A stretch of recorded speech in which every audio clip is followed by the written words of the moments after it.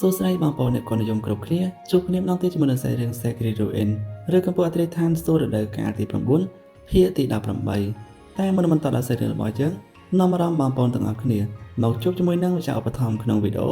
ក៏ដូចជាឧបត្ថម្ភប្រចាំខែជាមុនសិនគឺមានចំនួន2នាក់ដោយបងប្អូនបានមើលឃើញនៅក្នុងអេក្រង់ចឹងទី1គឺបងប្រុសសំផស្សទី2គឺបងប្រុស Darwin ចង់អរគុណបងទាំងពីរសូមជូនពរបងប្រុសទាំងពីរមានសុខភាពល្អសំណាងល្អនិងរកទទួលទានមានបានម្យ៉ាងវិញទៀតពាក់ព័ន្ធនឹងសាច់រឿងរបស់យើងគ្រាន់តែមកវីដេអូនេះអាចមានចំណាយពេលច្រើនមែនទែនដោយសារអាចមានបាននិយាយប្រាប់តាមក្រុមហើយថានៅក្នុងសាច់រឿងនេះចុងបញ្ចប់នឹងគេបញ្ចប់ចំនួន3ដងចឹងទៅអាចមានអត់យកតាមលើកទី1លើកទី2ទៀតអាចមានយកអាការបញ្ចប់ចុងក្រោយគេព្រះអង្គចឹងណាចឹងទៅអាចមានត្រូវការសម្រួលអត្ថបទច្រើនមែនទែនហើយក៏មិនបានសម្រួលទៅក៏ដូចជា perfect 100% ដែរបើសិនជាបងប្អូនស្ដាប់ទៅមានខុសកន្លែងណាកន្លែងណីហ្នឹងអធិស្ឋានដល់ admin ផងដែរចឹងកុំឲ្យខាតពេលវេលាយូរចាប់ផ្ដើមសាច់រឿងជាមួយនឹង admin ទាំងអស់គ្នាបន្ទាប់ពីសង្គ្រាមត្រូវបានបញ្ចប់អស់រយៈពេលជាយូរក៏បានកន្លងផុតទៅខ្យល់ដ៏ត្រជាក់ដូចជាទឹកកកបានបបោកឆ្លងកាត់ដែលធ្វើឲ្យខ្សាច់និងធូលីដីបានកកកុញស្មៅនៅក្រោមដីត្រូវបានបបោកពីពេញផ្ទៃមេឃផែនដីគ្មានជីវិតនិងគ្មានសញ្ញានៃការរស់នៅពីចម្ងាយឆ្ងាយមានស្ត្រីសក់ពណ៌ប្រាក់ម្នាក់ដែលកំពុងតែយំសោកសៅខណៈពេលដែលនាងកំពុងតែជីកដីឥតឈប់ឈរនាងបានធ្វើបែបនេះជារៀងរាល់ថ្ងៃនាងបានជីកកកាយក្នុងដីដ៏ត្រជាក់នេះអស់រយៈពេល25ឆ្នាំស្នាមជើងរបស់នាងត្រូវបានបន្សល់ទុកនៅក្នុងបរិវេណចម្ងាយរាប់ពាន់គីឡូម៉ែត្របន្ទាប់មកនាងក៏បានយំខ្លាំងម្ដងហើយម្ដងទៀតថាហេតុអ្វីវាត្រូវតែនៅទីនេះខ្ញុំចង់ស្វែងរកអ្នកខ្ញុំចង់មើលថែអ្នកខ្ញុំចង់ឲ្យអ្នករស់នៅហើយខ្ញុំចង់ស្លាប់ជាមួយអ្នក25ឆ្នាំបានកន្លងផុតទៅចាប់តាំងពីសមរភូមិនោះហើយជារៀងរាល់ថ្ងៃនាងមានអារម្មណ៍ហាក់ដូចជាបេះដូងរបស់នាងត្រូវបានគេចាក់ដោយកំបិតរាល់ពេលនាងបានរំលឹកពីឈុតឆាកចុងក្រោយកាលពីពេលនោះនាងមានការថប់ដង្ហើមហើយរាងកាយទាំងមូលរបស់នាងប្រែជាត្រជាក់ដូចជាទឹកកកនាងផ្ទាល់បានសន្លប់អស់រយៈពេលជាច្រើនថ្ងៃហើយទើបតែផ្ទះពីដំណេកបន្តពីជាង1ខែនៅទីបំផុតនាងបានឃើញទស្សនវិជ្ជាដ៏ស្ងាត់ជ្រងំគ្រប់ទីកន្លែងផែនដីត្រូវបានគ្របដោយស្នាមប្រឡាក់ឈាមសាកសពមានរាប់មិនអស់ភ្នំនិងទន្លេត្រូវបានបំផ្លាញហើយវីរបុរសទាំងអស់បានបាត់ខ្លួនមានតែឆ្អឹងដែលបានបាក់និងឈាមស្ងួតតែប៉ុណ្ណោះដែលនៅសេសសល់ពួកវាត្រូវបានបន្សល់ទុកនៅស្លាកស្នាមប្រឡាក់និងការកត់ត្រាទុកសោកពីអតីតកាលយេងសៀវបានយំខ្លាំងអស់រយៈពេលជាយូរមុនពេលនាងបានចាប់ផ្ដើមរើខ្លួនម្ដងទៀតនាងបានចងចាំយ៉ាងច្បាស់ថាគាត់បានដួលលើដីនេះកាលពីពេលនោះនាងបានស្វែងរកយ៉ាងឆ្កួតអស់រយៈពេលជាង25ឆ្នាំប៉ុន្តែហេតុអីបានជានាងរកគាត់មិនឃើញមានឆ្អឹងក្រៀមស្វិតជាច្រើននៅក្នុងទឹកដីដែលនាងបានជីកកកាយវាជាទុកសោកគ្មានទីបញ្ចប់ហើយនាងពិតជាមិនចង់រំលឹកឡើងវិញនៅកលៈទេសៈនៃសមរភូមិចុងក្រោយនោះទេអាត្រីខ្មៅចង់បញ្ជូនពួកគេឲ្យទៅឆ្ងាយប៉ុន្តែនាងមិនអាចសួរត្រង់នឹងធ្វើដូច្នោះបានទេនាងខ្លាចថាគ្រោះថ្នាក់នឹងកើតឡើងចំពោះគាត់ព្រោះនាងបានឃើញការលាគ្នាក្នុងភ្នែករបស់គាត់ជាយូរណាស់មកហើយពួកគេប្រហែលជាមិនជួបគ្នាម្ដងទៀតនៅក្នុងជីវិតនេះទេដូច្នេះហើយនាងបានបញ្ញាចេញពីអេក្រង់ពន្លឺនៅពេលចុងក្រោយនាងចង់ស្នាក់នៅមិនថាមានរឿងអីកើតឡើងក៏ដោយទោះបីជានាងស្លាប់ក៏ដោយក៏នាងចង់ស្លាប់ជាមួយគាត់នៅលើដីនេះយេងសៀវក៏បានស្រែកឡើងថាបងប្រុសឈូហ្វឹងតើបងនៅទីណាខ្ញុំបានរកអ្នកអស់រយៈពេលជាច្រើនឆ្នាំមកហើយ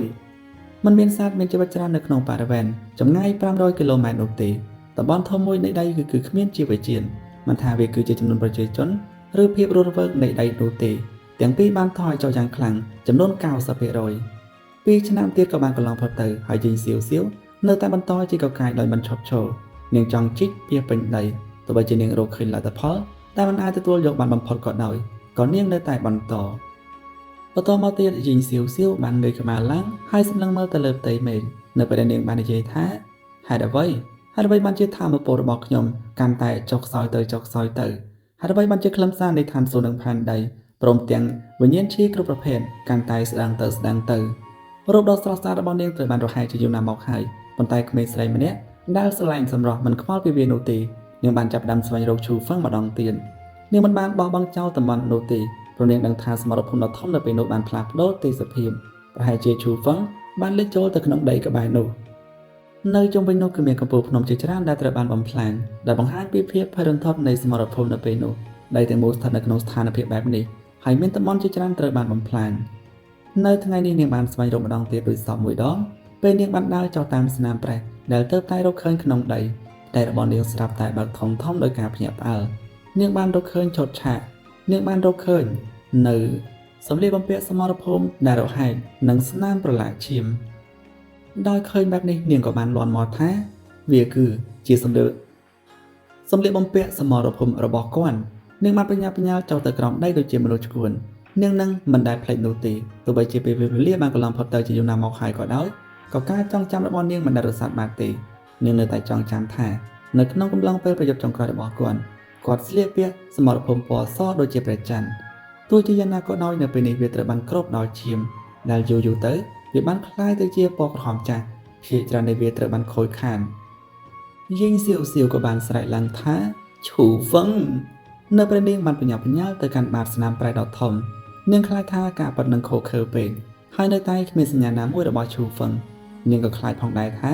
ពេលនាងរកឃើញគាត់នឹងខ្លាចទៅជាក្រុងឆ្អឹងដល់ត្រជាក់រួចទៅហើយនាងបានស្រក់ទឹកភ្នែកឥតឈប់ឈរហើយបានដួលទៅលើដីជាចុងក្រោយនាងបានរកឃើញមនុស្សនោះដែលបានដេកស្ងៀមនៅលើដីគាត់គ្មានចលនានោះទេហើយដៃនិងជើងរបស់គាត់ក៏ខូចទ្រង់ទ្រាយផងដែរគាត់បានរងរបួសយ៉ាងធ្ងន់ធ្ងរនៅក្នុងកំឡុងពេលសមរភូមិដ៏ធំនៅពេលនោះហើយគ្មាននរណាម្នាក់បានជួយគាត់ឲ្យជាសះស្បើយនោះទេយីងសៀវបានញ័រខ្លួនពេលនាងបានលើកឈូវឹងដូចជានាងបានរកឃើញកំណប់ទ្រាំដ៏មានតម្លៃបំផុតចំពោះជីវិតរបស់នាងមិនព្រមលែងវាចោលនោះទេពេលនាងបានរត់តាមថាអ្នកមិនទាន់ស្លាប់ទេប្រកាសណាខ្ញុំនឹងយកអ្នកទៅព្យាបាលនាងមានការភ័យខ្លាចយ៉ាងខ្លាំងហើយមិនហ៊ានពិនិត្យមើលថាតើឈូវឹងនៅរស់ឬស្លាប់ភ្លាមនោះទេនាងគ្រាន់តែចង់ជឿថាគាត់នៅមានជីវិតរស់រាននៅឡើយនាងបានស្ងប់ស្ងាត់វិញបន្ទាប់ពីអស់រយៈពេលយូរនាងបានប្រើដៃរបស់នាងប៉ះទ្រង់របស់គាត់ហើយប្រើពន្លឺព្រលឹងរបស់នាងប៉ះជាមួយនឹងឆ្អឹងខាងមុខរបស់គាត់ភ្លាមនាងហាក់ដូចជាក្មេងស្រីម្នាក់ដែលមិនសូវស្គាល់រឿងរ៉ាវនៅក្នុងពិភពលោកនៅពេលនាងបានស្រែកថាគាត់នៅមានជីវិតវាពិតជាអស្ចារ្យមែននាងបានសារយ៉ាងសប្បាយរីករាយហើយក៏បានយំយ៉ាងសប្បាយរីករាយក្នុងពេលតែមួយនៅពេលនាងបានលោតផ្លោះនៅនឹងកន្លែងយីងសៀវមិនអាចទប់ទឹកភ្នែកបានទេដោយសារតែភាពរីករាយនិងអារម្មណ៍នៃការចាកចេញនិងការបាត់បង់ទៅជាការទទួលបានវាម្ដងទៀតនាងបានត្រៀមខ្លួនរួចជាស្រេចសម្រាប់អ្វីដែលអាក្រក់បំផុតពីមុនមកហើយគិតថាទោះបីជានាងរកឃើញគាត់ក៏ដោយក៏នាងអាចរកឃើញតែសាកសពដែលខូចខាតនិងត្រជាក់ដូចជាទឹកកកឬសំបីតែឆ្អឹងដែលបានបាក់ខ្លះប៉ុណ្ណោះយីងសៀវក៏បានស្រែកឡើងថាទេទេមនេះជាលើកទី1ហើយដែលខ្ញុំអរគុណអ្នកដោយស្មោះមិនយូរប៉ុន្មាននាងបានរកឃើញពាងថ្មមួយនៅក្នុងស្នាមប្រែក្នុងដីវានៅមិនឆ្ងាយប៉ុន្មានពីពាងថ្មនោះក៏មានការបើកចំហវានៅមិនឆ្ងាយប៉ុន្មាននោះទេហើយពាងនោះក៏បានបើកចំហមានថ្នាំដ៏កម្រនិងមានតម្លៃគ្រប់ប្រភេទនៅខាងក្នុងនាងនឹងថាថ្នាំនេះគួរតែជាថ្នាំសង្គ្រោះជីវិតដែលឈូវឹងបានរៀបចំសម្រាប់គាត់ក្នុងការប្រយុទ្ធរហូតដល់ស្លាប់ប៉ុន្តែវាជាការសោកស្ដាយដែលខ្លឹមសារខាងវិញ្ញាណនិងលក្ខណៈសម្បត្តិឱសថដែលមាននៅខាងក្នុងនោះស្ទើរតែត្រូវបានបាត់បង់យីងសៀវបានមានការសង្ស័យនៅពេលដែលនាងបាននិយាយថាមើលទៅដូចជាមហាអំណាចនៃអាណាចក្រកម្រិតសកលលោកដ៏អាចារ្យចរាចរបច្ចេកទេសដ៏ដង្ហើមរបស់គាត់ដោយខ្លួនឯងហើយស្រូបចង្វាដោយមិនដឹងខ្លួនមែនទេព្រោះសម្បត្តិនេះគឺជាការនៃនេះវាគ្រប់គ្រាន់ដើម្បីបង្ហាញថារបួសរបស់ឈូវឹងធ្ងន់ធ្ងរប៉ុណ្ណារាងកាយដ៏ធំសម្បត្តិរបស់គាត់នៅក្នុងកម្រិតសកលលោកដ៏អាចារ្យបានលេបយកធាតុផ្សំនៃឱសថដ៏កម្រនិងមានតម្លៃនោះរួចទៅហើយប៉ុន្តែគាត់នៅតែមិនទាន់បានភ្ញាក់ដឹងខ្លួននោះទេនាងបានចាក់បញ្ចូលកម្លាំងដ៏បរិសុទ្ធចូលទៅក្នុងខ្លួនរបស់ឈូវឹងជាបន្តបន្ទាប់ក្នុងគោលបំណងជួយសង្គ្រោះគាត់និងដាស់គាត់ឲ្យភ្ញាក់ឡើងវិញនាងក៏បាននិយាយឡើងជាបន្តថាឈូវឹងភ្ញាក់ឡើងឈូវឹងភ្ញាក់ឡើង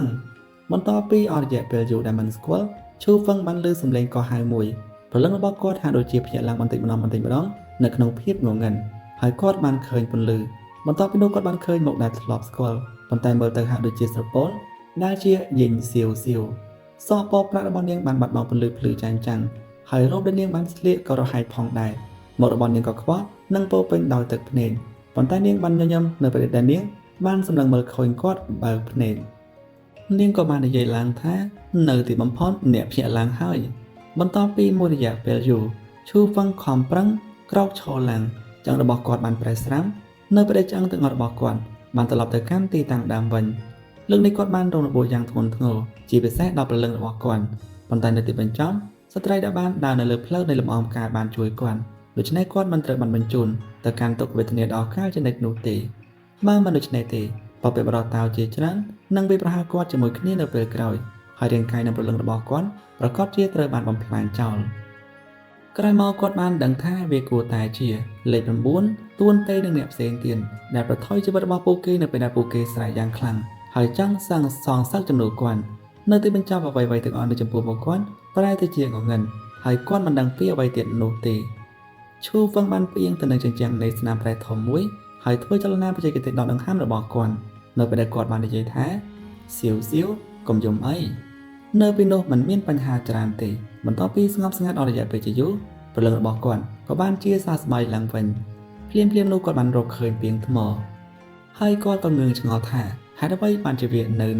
នៅតែនៅទីនេះគាត់ចង់ចាំបានយ៉ាងច្បាស់ថាដើម្បីជួយសង្គ្រោះលេខ9គាត់បានគោះពាងថ្មចាញ់ក៏មិនដឹងថាវាធ្លាក់ទៅកាន់ទីណានិងហេតុអ្វីបានជាវានៅទីនេះនោះទេ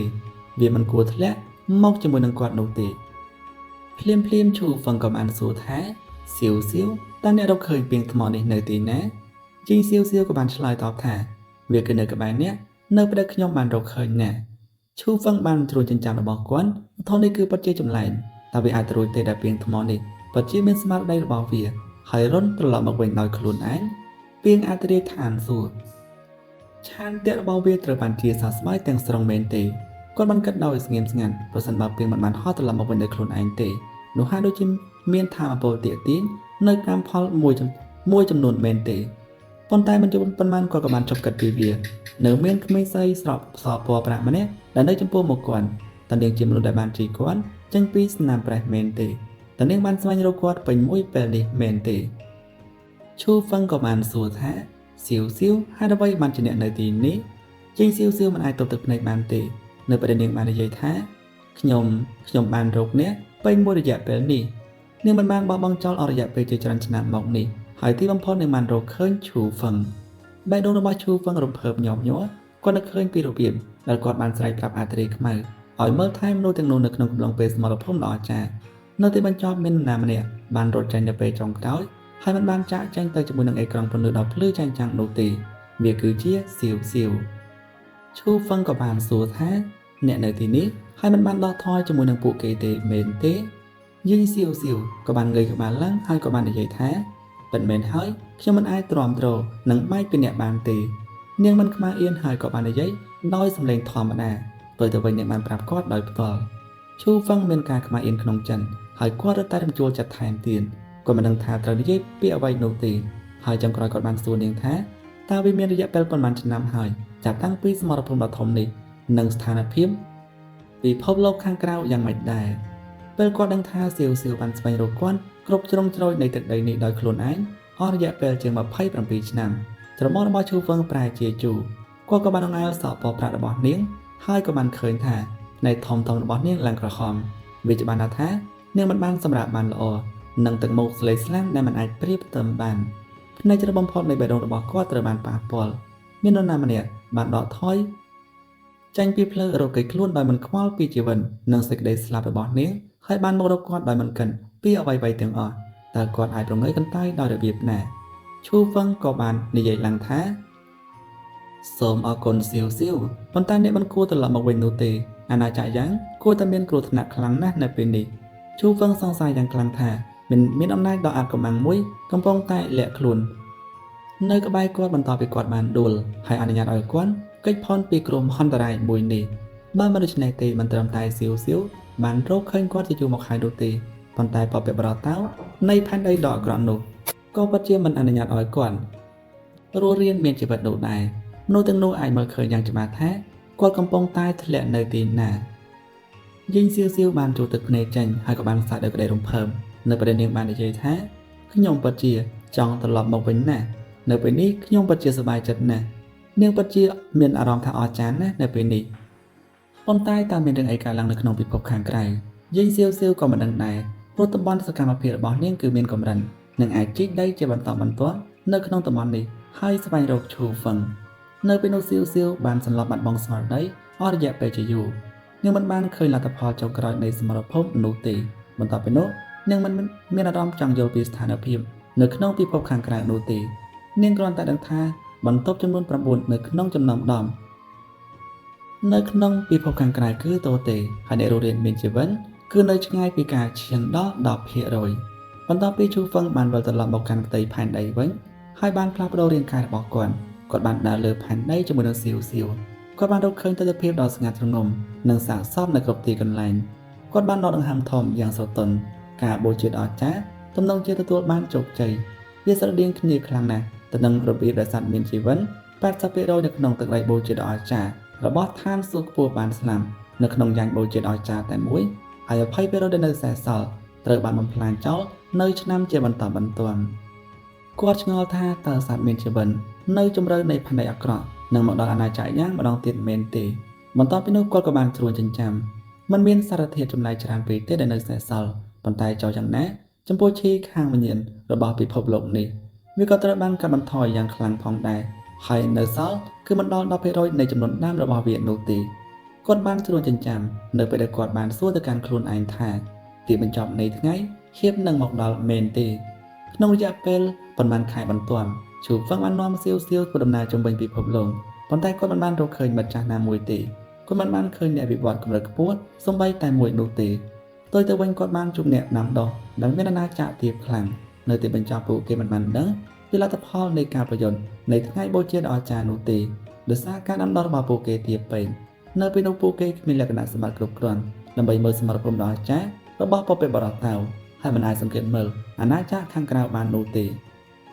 គាត់ក៏ងឿងឆ្ងល់ផងដែរថាចុះមិត្តភក្តិចាស់ៗរបស់គាត់ទាំងនោះវិញតើមានរឿងអីកើតឡើងចំពោះលេខ9និងទួនទេពេលគាត់បានគិតពីរឿងទាំងនេះគាត់មានការជឿចាប់យ៉ាងខ្លាំងក្នុងចិនគាត់បានឃើញគូឆេងបានដួលសន្លំហើយអាត្រីខ្មៅបានផ្ទុះនៅចំពោះមុខគាត់ឈាមក៏បានហូរពេញខ្លួនឈូហ្វឹងក៏បានរត់រំក្នុងចិត្តរបស់គាត់ថាសូម្បីតែអ្នកផ្ទាល់ក៏ស្លាប់ផងដែរតើអ្នកបានបញ្ជូនមនុស្សដែលអ្នកការពារទៅកាន់ទីណាមិនយូរប៉ុន្មានឈូហ្វឹងបានដឹងពីបញ្ហាធ្ងន់ធ្ងរមួយឈីខាងវិញ្ញាណរបស់ពិភពលោកទាំងមូលនៅតែបន្តធ្លាក់ចុះហើយអាណាចក្រយ៉ាងហៀបនឹងរីងស្ងួតទាំងស្រុងនេះក៏ជាអត្រាធ្លាក់ចុះដែលមិនអាចនឹកស្មានដល់ពិភពលោកដ៏អស្ចារ្យនេះលែងស័ក្តិសមសម្រាប់ការដាំដុះទៀតហើយប្រសិនបើរឿងនេះនៅតែបន្តវានឹងបង្កើតយុគសម័យនៃភាពផុតពូជខាងវិញ្ញាណបើគ្មានឈីខាងវិញ្ញាណនោះទេនឹងមិនមានអ្នកដាំដុះទៀតទេនាពេលខាងមុខ10ឆ្នាំក្រោយមកសៀវលែងអាចហោះហើរបានទៀតហើយថាមពលខាងវិញ្ញាណនៅក្នុងខ្លួនរបស់នាងបានថយចុះរាល់ពេលដែលនាងប្រើប្រាស់20ឆ្នាំក្រោយមកយាយសៀវបានចាប់ផ្ដើមចូលចិត្តសម្លឹងមើលកញ្ចក់ពីព្រោះនាងបានរកឃើញថារាងកាយរបស់នាងកំពុងតែបង្ហាញពីសញ្ញានៃការបាត់បង់ភាពក្មេងជាងវ័យនាងភ័យខ្លាចនាងបានអោបដៃមកខាងរបស់ឈូហ្វឹងហើយក៏បាននិយាយថាតើខ្ញុំនឹងក្លាយទៅជាស្ត្រីចំណាស់មែនទេខ្ញុំប្រសិនបើខ្ញុំពិតជានឹងចាស់ពិតមែនសូមបញ្ជូនខ្ញុំទៅកាន់ភ្នំតូចមួយដ៏ស្ងប់ស្ងាត់ជាមុនខ្ញុំមិនចង់ឲ្យអ្នកមើលឃើញខ្ញុំចាស់នោះទេខ្ញុំចង់ចាកចេញដោយស្ងាត់តែម្នាក់ឯងជាស្ដេចអ្នកបានដឹងយូរមកហើយថាពិភពលោកនេះមិនស័ក្តិសមសម្រាប់អ្នកវិវត្តនោះទេវាទំនងជាគ្មាននរណាម្នាក់អាចវិវត្តបាននៅពេលខាងមុខនោះទេទោះជាយ៉ាងណាក៏ដោយការផ្លាស់ប្ដូររបស់ឈូហ្វឹងគឺគ្រាន់តែតិចតួចប៉ុណ្ណោះហើយខ្លាំងជាងនាងឆ្ងាយណាស់គាត់នៅតែដដែលដោយកាលពីមុនបន្ទាប់មកឈូហ្វឹងក៏បាននិយាយថាសៀវខ្ញុំមានវត្ថុស័ក្តិសិទ្ធិមួយនៅទីនេះអាត្រីខ្មៅបានប្រគល់ឲ្យខ្ញុំនៅពេលនោះហើយឲ្យខ្ញុំប្រើវាដើម្បីរកកិច្ចខ្លួនឈូហ្វឹងបានប្រគល់វាទៅកាន់សៀវដោយផ្ទាល់គាត់មានអារម្មណ៍ថាវត្ថុស័ក្តិសិទ្ធិនេះអាចបញ្ជូនសៀវទៅកាន់អាណាចក្រដែលមានឈីខាងវិញ្ញាណខ្ពស់សៀវក៏បានសួរថាតើអ្នកនឹងចាកចេញជាមួយខ្ញុំទេឈូហ្វឹងក៏បាននិយាយឡើងថាទេខ្ញុំចង់ក្លាយទៅជាមនុស្សអមតៈនៅក្នុងទីបញ្ចប់នៃយុគសម័យខ្ញុំចង់យល់ពីបេះដូងរបស់ស្ដេចអមតៈនៅក្នុងដែនដីនៃភាពអស់សង្ឃឹមនេះខ្ញុំចង់ក្រោកឈរឡើងពីប្រាសាទបាក់បែកទាំងនេះហើយយល់ពីសច្ចភាពនៃតាវដើម្បីសម្រេចបាននៅកម្រិតពពកបរតៅខ្ញុំមិនចង់ចាកចេញបែបនេះទេខ្ញុំនឹងទៅកាន់ផែនដីដ៏វេទនាដើម្បីសងសឹងសម្លេងរបស់ឈូហ្វឹងស្រពោននៅពេលដែលគាត់បានក្រាបផ្ដាំដៃរបស់គាត់យ៉ាងតឹងលើបែបនេះយាយសៀវក៏បាននិយាយថាខ្ញុំមិនចាកចេញនោះទេខ្ញុំនឹងស្នាក់នៅក្នុងលោកនេះដើម្បីអមដំណើរអ្នកទោះបីជាខ្ញុំប្រហែលជាមិនបានជួបអ្នកនៅពេលខាងមុខក៏ដោយខ្ញុំនឹងមានអារម្មណ៍សុខស្រួលដោយដឹងថាអ្នកនៅតែស្ថិតនៅក្នុងពិភពលោកនេះយាយសៀវចង់ឲ្យឈូហ្វឹងបញ្ជូននាងទៅកាន់ភូមិភ្នំតូចមួយដ៏ស្ងប់ស្ងាត់នាងចង់រស់នៅក្នុងជីវិតសាមញ្ញមួយនៅពេលដែលឈូហ្វឹងបានដឹងថាការបញ្ចូលទាំងអស់របស់គាត់គឺគ្មានប្រយោជន៍គាត់មិនបានបន្តនោះទេព្រោះគាត់ខ្លាចថាវត្ថុស័ក្តិសិទ្ធិរបស់អាត្រីខ្មៅនឹងគ្មានប្រសិទ្ធភាពខ្លាំងនោះទេ នោះក៏ដោយសារតែសម្បីតែអធិរាជខ្មែរក៏បានស្លាប់ទៅហើយមិនអាចរកគេខ្លួនបាននោះទេនៅមានពេលសម្រាប់គាត់ដើម្បីគិតពីវិធីសាស្ត្រផ្សេងទៀតបន្ទាប់ពីគាត់ចាក់ចេញទៅជួហ្វឹងបានដឹងថាយីសៀវសៀវបានឈរនៅខាងក្រៅភ្នំតូចមួយនោះអស់រយៈពេលជាយូរហើយមិនបានចាក់ចេញតាំងពីដើមដល់ចប់គាត់បានដើរថយក្រោយដោយស្ងាត់ហើយក៏បានឃើញមុខរបស់នាងពោពេញដោយទឹកភ្នែកនាងកំពុងតែរត់តាមក្នុងចិត្តយ៉ាងស្រទន់ថាខ្ញុំពិតជាមិនអាចទ្រាំទ្រជាមួយនឹងការចាក់ចេញពីអ្នកបានទេប៉ុន្តែខ្ញុំក៏មិនចង់ឲ្យអ្នកមើលឃើញខ្ញុំចាស់ដែរខ្ញុំសោកសៅណាស់ខ្ញុំនឹងរងចាំព័ត៌មានអ្នកនៅទីនេះដោយស្ងៀមស្ងាត់ដោយខ្លួនឯងខ្ញុំសង្ឃឹមថាអ្នកអាចខ្លាចទៅជាមនុស្សអមតៈនៅពេលខាងមុខខ្ញុំនឹងចាក់ចេញពីទីនេះដោយស្ងាត់មុនពេលដែលខ្ញុំចាស់ខ្ញុំមិនចង់ឲ្យអ្នកមើលឃើញខ្ញុំចាស់ហើយមើលថែខ្ញុំបន្ទាប់ពីខ្ញុំបានស្លាប់នោះទេខ្ញុំសង្ឃឹមថាគ្រប់យ៉ាងនឹងល្អសម្រាប់អ្នកនៅពេលខាងមុខលើបែបនេះឈូហ្វឹងមិនអាចទ្រាំទ្របានទៀតទេគាត់បានដើរចេញដោយជំហានធំហើយបានអបទៅកាន់យីសៀវសៀវដែលមុខរបស់គាត់ពោពេញដោយទឹកភ្នែកប៉ុន្តែពោពេញដោយការភ្ញាក់ផ្អើលបន្ទាប់មកក៏ពោពេញដោយសេចក្តីរីករាយដែលមិនអាចប្រៀបផ្ទឹមបាននាងក៏បាននិយាយថាអ្នកមិនទាន់ចាក់ចេញទេតែអ្នកនៅតែចង់នៅជាមួយខ្ញុំមួយរយៈពេលទៀតមែនទេប៉ុន្តែវាមិនមានរយៈពេលយូរនោះទេខ្ញុំនឹងចាក់ទៅជាមិនខានឈូហ្វឹងក៏បាននិយាយថាមិនសមហេតុសមផលអ្នកមើលទៅមិនដូចជាមានអាយុ30ឆ្នាំផងតើអ្នកអាចនិយាយដោយរបៀបណាថាអ្នកនឹងប្រែទៅជាចាស់យីសៀវសៀវមានអារម្មណ៍ថាស្រងត់ស្រងាត់នៅពេលដែលនាងបាននិយាយថា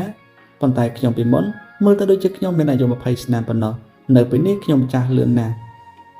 ឈូហ្វឹងក៏បាននិយាយថាខ្ញុំមិនចាក់ចេញនោះទេខ្ញុំនឹងនៅហើយអមដំណើររបស់អ្នកតើមនុស្សអមតៈស្អីបើសិនបើខ្ញុំត្រូវរកកិច្ចចេញពីរឿងនេះហើយទុកឲ្យអ្នកចាស់ទៅដោយទឹកភ្នែកតែម្នាក់ឯងតើខ្ញុំគឺជាមនុស្សអមតៈបែបណាខ្ញុំពិតជាអត់ប្រយោជន៍ពេកហើយមិនត្រឹមតែឈូហ្វឹងមិនចង់ចាក់ចេញនោះទេប៉ុន្តែគាត់ថែមទាំងសម្រាប់ចិននៅជាមួយនឹងសៀវសៀវហើយនៅជាមួយនាងនៅពេលនាងចាស់ទៅតើគាត់មិនអាចយល់ពីចេតនារបស់នាងដោយរបៀបណានាងបានបបោឱកាសរកកិច្ចខ្លួនហើយនៅតែស្វែងរកគាត់ឥតឈប់ឈរនាងថែមទាំងយំសោកសៅនិងខូចចិត្តបែបនេះទៀតផងតើគាត់អាចធ្វើឲ្យនាងខកចិត្តដោយរបៀបណាអញ្ចឹងនៅពេលបន្ទាប់នេះយើងកាន់ទៅកាន់កន្លែងមួយផ្សេងទៀតដែលអាប់នៅតែបន្តហើយពិភពលោកក៏ងងឹតសូនឆឹងខ្ពងរៀបស្ងួតហួតហែងគ្មានជីវិនផែនដីដ៏អាក្រក់នេះធ្លាប់តែបែបនេះតាំងពីសម័យបុរាណកាលមកគ្មាននរណាដឹងពីប្រភពរបស់វាទេហើយក៏គ្មាននរណាអាចទូទាយពីទីបញ្ចប់របស់វាបានដែរនៅតាមព្រំដែនខ្លះមានសត្វរលួយដែលបានឆ្លងកាត់ពេលខ្លះគេអាចមើលឃើញសត្វចម្លែកមួយចំនួនតូចដែលកំពុងតែដើរចេញពីខ្ពង់រាបទោះជាយ៉ាងណាក៏ដោយពួកវាទាំងអស់នៅស្ងៀមស្ងាត់ដោយគ្មានសម្លេងនោះទេខ្ពង់រាបទាំងមូលគឺធំទូលាយនិងគ្មានព្រំដែនទោះបីជាពិភពលោករាប់ពាន់ដ៏ធំបានដុតរលំក៏ដោយក៏វាពិបាកក្នុងការបំពេញជ្រុងមួយនៃវាផងដែរសូម្បីតែពពកបរោះតៅក៏មិនអាចឈានដល់ទីបញ្ចប់របស់វាបានដែរនៅក្នុងជម្រៅនៃផែនដីដ៏អាក្រក់នោះមានសាកសមសត្វដែលនៅចុងបញ្ចប់ផ្លូវពួកគេត្រូវបានហែកទៅជាបំណែកសម័យកាលជាច្រើនបានកន្លងផុតទៅប៉ុន្តែនៅតែមានដើមឈាមហើយមិនដែលរីងស្ងួតនោះទេសូម្បីតែសត្វដ៏មានធម៌ពលបំផុតក៏បានបញ្ចប់ក្នុងស្ថានភាពដ៏វេទនាបែបនេះផងដែរផែនដីដ៏អាក្រក់នោះគឺជាទឹកដីដែលធ្វើឲ្យមនុស្សអស់សង្ឃឹមនៅថ្ងៃនេះនៅក្នុងជម្រៅនៃផែនដីដ៏អាក្រក់នៅចុងបញ្ចប់នៃខ្ពង់រាបពាក្យព្យាង្គពីបុរាណដ៏ត្រជាក់មួយក៏បានបន្លឺឡើងវាបានបំផិតបំភ័យសត្វទាំងអស់អ្វីទាំងអស់បានកើតនិងបំផ្លាញដោយសារវានោះគឺជាដីដូនតាដ៏អាក្រក់ចុងបញ្ចប់នៃផែនដីដ៏អាក្រក់បានប្រែបែបហើយទូរលេខក៏បានលេចចេញម្ដងមួយខ្លះស្ងួតដូចជាអត់ខ្លះទៀតប្រឡាក់ដោយឈាមខ្មៅសម្លៀកបំពាក់រលួយជាប់នឹងរាងកាយដ៏គួរឲ្យភ័យខ្លាចរបស់ពួកគេដូចជាវិញ្ញាណដ៏អាក្រក់ដែលបានដេកលង់លក់អស់រយៈពេលជាច្រើនសតវត្សរ៍ហើយទើបតែភ្ញាក់ពីដំណេកនេះគឺជាការលេចចេញនៅពពកបរោះជាច្រើននៅពេលនោះផ្ទៃមេឃនឹងផែនដីបានញាត់ខ្ពង់រាបបានរង្គើកឡើងហើយហៀបនឹងដួលរលំតាមដល់ចាស់គ្មានទីបញ្ចប់បានប្រែទៅជាចរវ៉ាដ៏ទេវភាពម្ដងមួយហើយបន្តមកវាបានផ្ទុះឡើងជាបំណែកលំហពេលវេលាទាំងមូលបានคล้ายទៅជាមិនថាត់ទេផ្នែករបស់ពួកវាទទេស្អាតវាមានពណ៌ប្រផេះដូចស្លាមឬបានហូរដោយឈាមនៅពេលដែលពួកគេសម្លឹងមើលទៅក្នុងភាពទទេទាំងនោះអ្វីទាំងអស់ក៏ក្រៀមស្វិតពិភពនៃភាពងងឹតភាពនឹងក្រៀមស្វិតទៅសត្វងងឹតទាំងអស់និងពូជសាសចម្លែកទាំងអស់ត្រូវបានញាត់បន្តមកពួកគេមិនអាចទ្រាំបានទៀតទេពួកគេមិនអាចជួយឲ្យបានក្រៅពីលោកជាជំគង់ចោះហើយក្រាបថ្វាយបង្គំឡើយដោយមិនគិតថាតើពួកគេនៅក្នុងតំបន់កំពង់រាបដ៏សែនអាប់អួរឬនៅក្នុងសកលលោកដ៏អាប់អួរផ្សេងទៀតនោះទេពួកគេបានគោរពបូជាដល់សភាវគតិដូចជាពួកគេ កំពុងតែធ្វើដំណើរធម្មយាត្រាមានសាននៅចុងបញ្ចប់ផ្លូវដែលបាននិយាយដោយស្ងប់ស្ងាត់ថាសានបពាក្យបរោះហើយអ្វីបានជាពួកគេភ្ញាក់ឡើងក្នុងពេលតែមួយនៅក្នុងទឹកដីដូនតានោះមានរូបមនុស្សសរុបចំនួន5នាក់ដែលបានឈរនៅទីនោះហើយដូចជាពួកគេបានឈរនៅព្រំដែននៃកំពង់រាមមុនពេលដែលឋានសួគ៌និងផែនដីត្រូវបានបើកដោយមើលរំលងនៃជីវិតទាំងអស់នៅពេលដែលស្ថានភាពប្រភេទនេះត្រូវបានលេចឡើងដោយត្រូវការឲ្យបព្វបរោះទាំង5លេចឡើងក្នុងពេលតែមួយដែលជាសញ្ញាបង្ហាញថានឹងមានការផ្លាស់ប្ដូរដែលមិនអាចទេទុកជាមុនបានដែលនឹងលេចឡើងមនុស្សម្នាក់អាចមើលឃើញថាអ្នកដែលមានធម៌ពល3នាក់ដំបូងតែងតែបែរមុខទៅកាន់ទិសដៅតែមួយគឺបែរមុខទៅកាន់អតិថិឋានសួគ៌ស៊ីហៅបន្ទាប់ពីរយៈពេលជាច្រើនឆ្នាំមកពួកគេតែងតែស្វែងរកនូវប្រយោជន៍យ៉ាងខ្លាំងក្លានៅក្នុងទន្លេនៃពេលវេលាប៉ុន្តែបរិម្នាក់ក៏បាននិយាយឡើងថាដោយសារតែអធិមួយបានលេចឡើងពួកយើងត្រូវតែលុបវាចេញជាធម្មជាតិជាមួយនឹងអ្វីៗទាំងអស់ដែលពួកយើងមានសម្លេងរបស់គាត់បានលើកឡើងយ៉ាងខ្លាំងដែលបានហែកព្រំដែននៃសកលលោករាប់ពាន់អធំនៅខាងក្រៅកំពង់រាមដែលធ្វើឲ្យសាន់នៃពេលងងឹតបានញ័រអត់ឈប់ឈរពួកគេពោពេញដោយការភ័យខ្លាចយ៉ាងខ្លាំងពេលដែលបានឮពាក្យសម្ដីបែបនេះភ្លាមនោះកម្រិតភ្លើងមួយក៏បានដឹងពីអ្វីមួយភ្លាមនោះអិសរាជជនដែលស្ថិតនៅក្នុងកម្រិតចុងបញ្ចប់នៃភ្លើងក៏បានដឹងពីអ្វីមួយភ្លាមនោះគាត់បានងើយក្បាលឡើងបន្តិចកែវភ្នែករបស់គាត់ក៏បានរួមតូចយ៉ាងលឿនវាក៏ដោយសារគាត់បានឃើញមានរូបមួយបានលេចឡើងនៅព្រំដែននៃកំពង់រាមឈរនៅក្បែរពពែបរោះដ៏អាចារ្យទាំង5តាមពិតទៅគឺមានពពែបរោះម្នាក់ទៀតអតិឋានសួគ៌អមតៈផ្សេងទៀតនៃពុយសាចម្លែកក៏មានអារម្មណ៍ពីអ្វីមួយផងដែរពួកគេទាំងអស់គ្នាបានងើយក្បាលឡើងនៅពេលនោះរាងកាយរបស់ពួកគេក៏បានរឹងបេះដូងរបស់ពួកគេក៏បានលូតញាប់ខ្លាំងរឿងប្រេងនិទានទាំងនោះគឺជាការពិតដែលដីដូនតាពិតជាមានដូនតាដ៏អស្ចារ្យចំនួន6នាក់មែនទេព្រំប្រទល់នៃកំពង់រាពណ៍គឺស្ងាត់ណាស់មានតែពេលដែលខ្យល់គួចពណ៌ឈាមបោកឆ្លងកាត់ប៉ុណ្ណោះទើបមានសំឡេងខ្លះដែលនាំមកនៅខ្សាច់និងទលីដ៏គួរឲ្យភ័យខ្លាច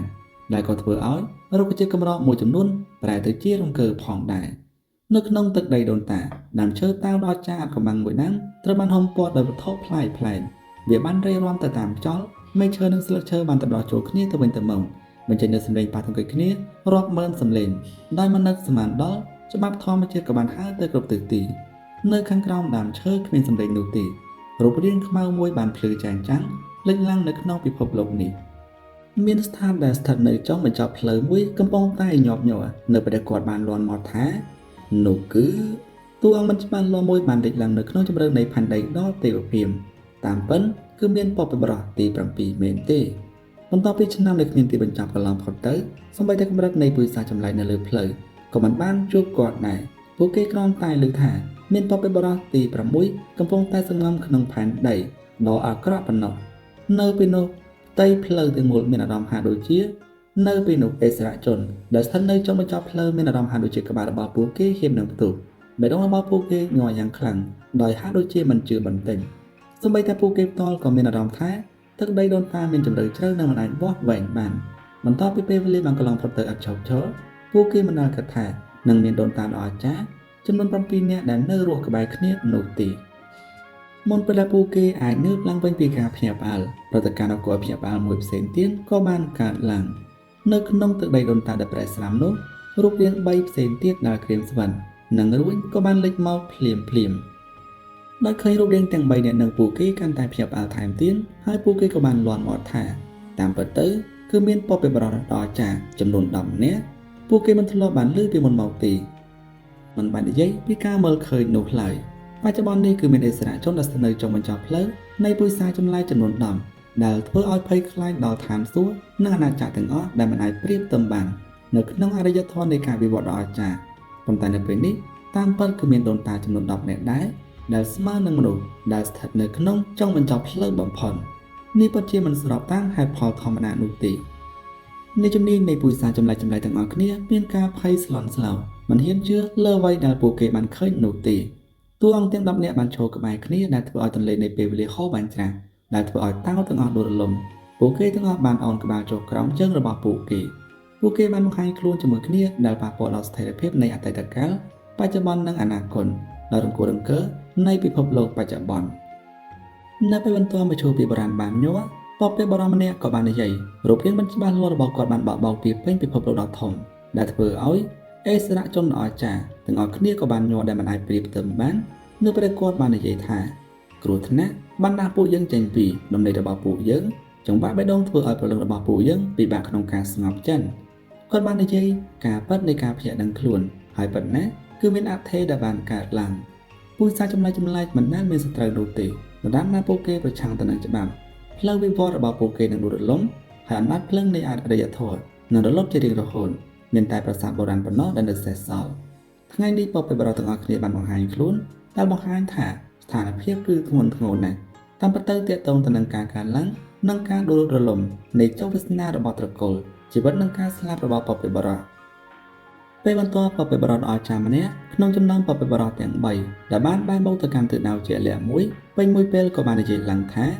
វាគឺជាអត្រេកឋានស៊ូហួងគឺជាស៊ីហៅនឹងឯងអ្នកទាំងអស់គ្នាបព្វបរិបទដ៏អស្ចារ្យទាំង3បានសន្និដ្ឋានថាអត្រេកនេះគឺមានទំនាក់ទំនងជាមួយគាត់បព្វបរិបទម្នាក់ទៀតក៏បានបន្ថែមទៀតថា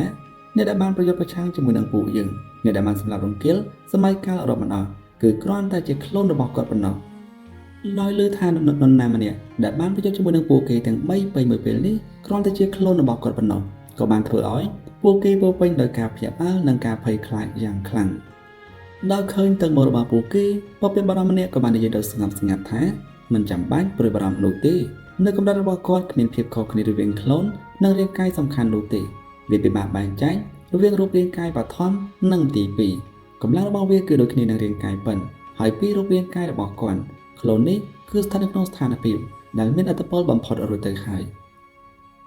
បព្វបរិបទម្នាក់ក៏បានធ្វើការសន្និដ្ឋានឡើងថាទោះជាយ៉ាងណាក៏ដោយហួងមិនមែនជាមនុស្សដែលឲ្យតម្លៃដល់រាងកាយរបស់ខ្លួននោះទេប្រសិនបើរាងកាយសំខាន់មិនចេញមកទេវាពិតជាមិនមែនដើម្បីការពារខ្លួនគាត់នោះទេ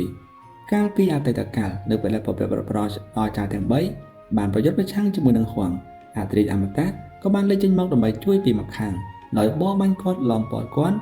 លំបំបានគាត់គ្រប់សម័យកាលនោះចោលទន្ទឹមនឹងនេះហួងពិតជាបានប្រើនៅធម៌ពលដែលមិនអាចប្រៀបផ្ទឹមបាននៅពេលដែលសត្រូវបានត្រឡប់ទៅកាន់ផែនដីដ៏អាក្រក់វិញដើម្បីងើបឡើងវិញគាត់ពិតជាបានបំភ្លឺឋានសួគ៌ពីអតីតកាលពីបុរាណដោយជួយសង្គ្រោះសម័យកាលទាំងមូលចំពោះបញ្ហានេះគាត់បានចំណាយប្រាក់យ៉ាងច្រើនពេលវេលាហូរមិនចេះចំប៉ុន្តែក៏មិនអាចរកឃើញនៅក្នុងប្រវត្តិសាស្ត្រទាំងអស់នោះទេ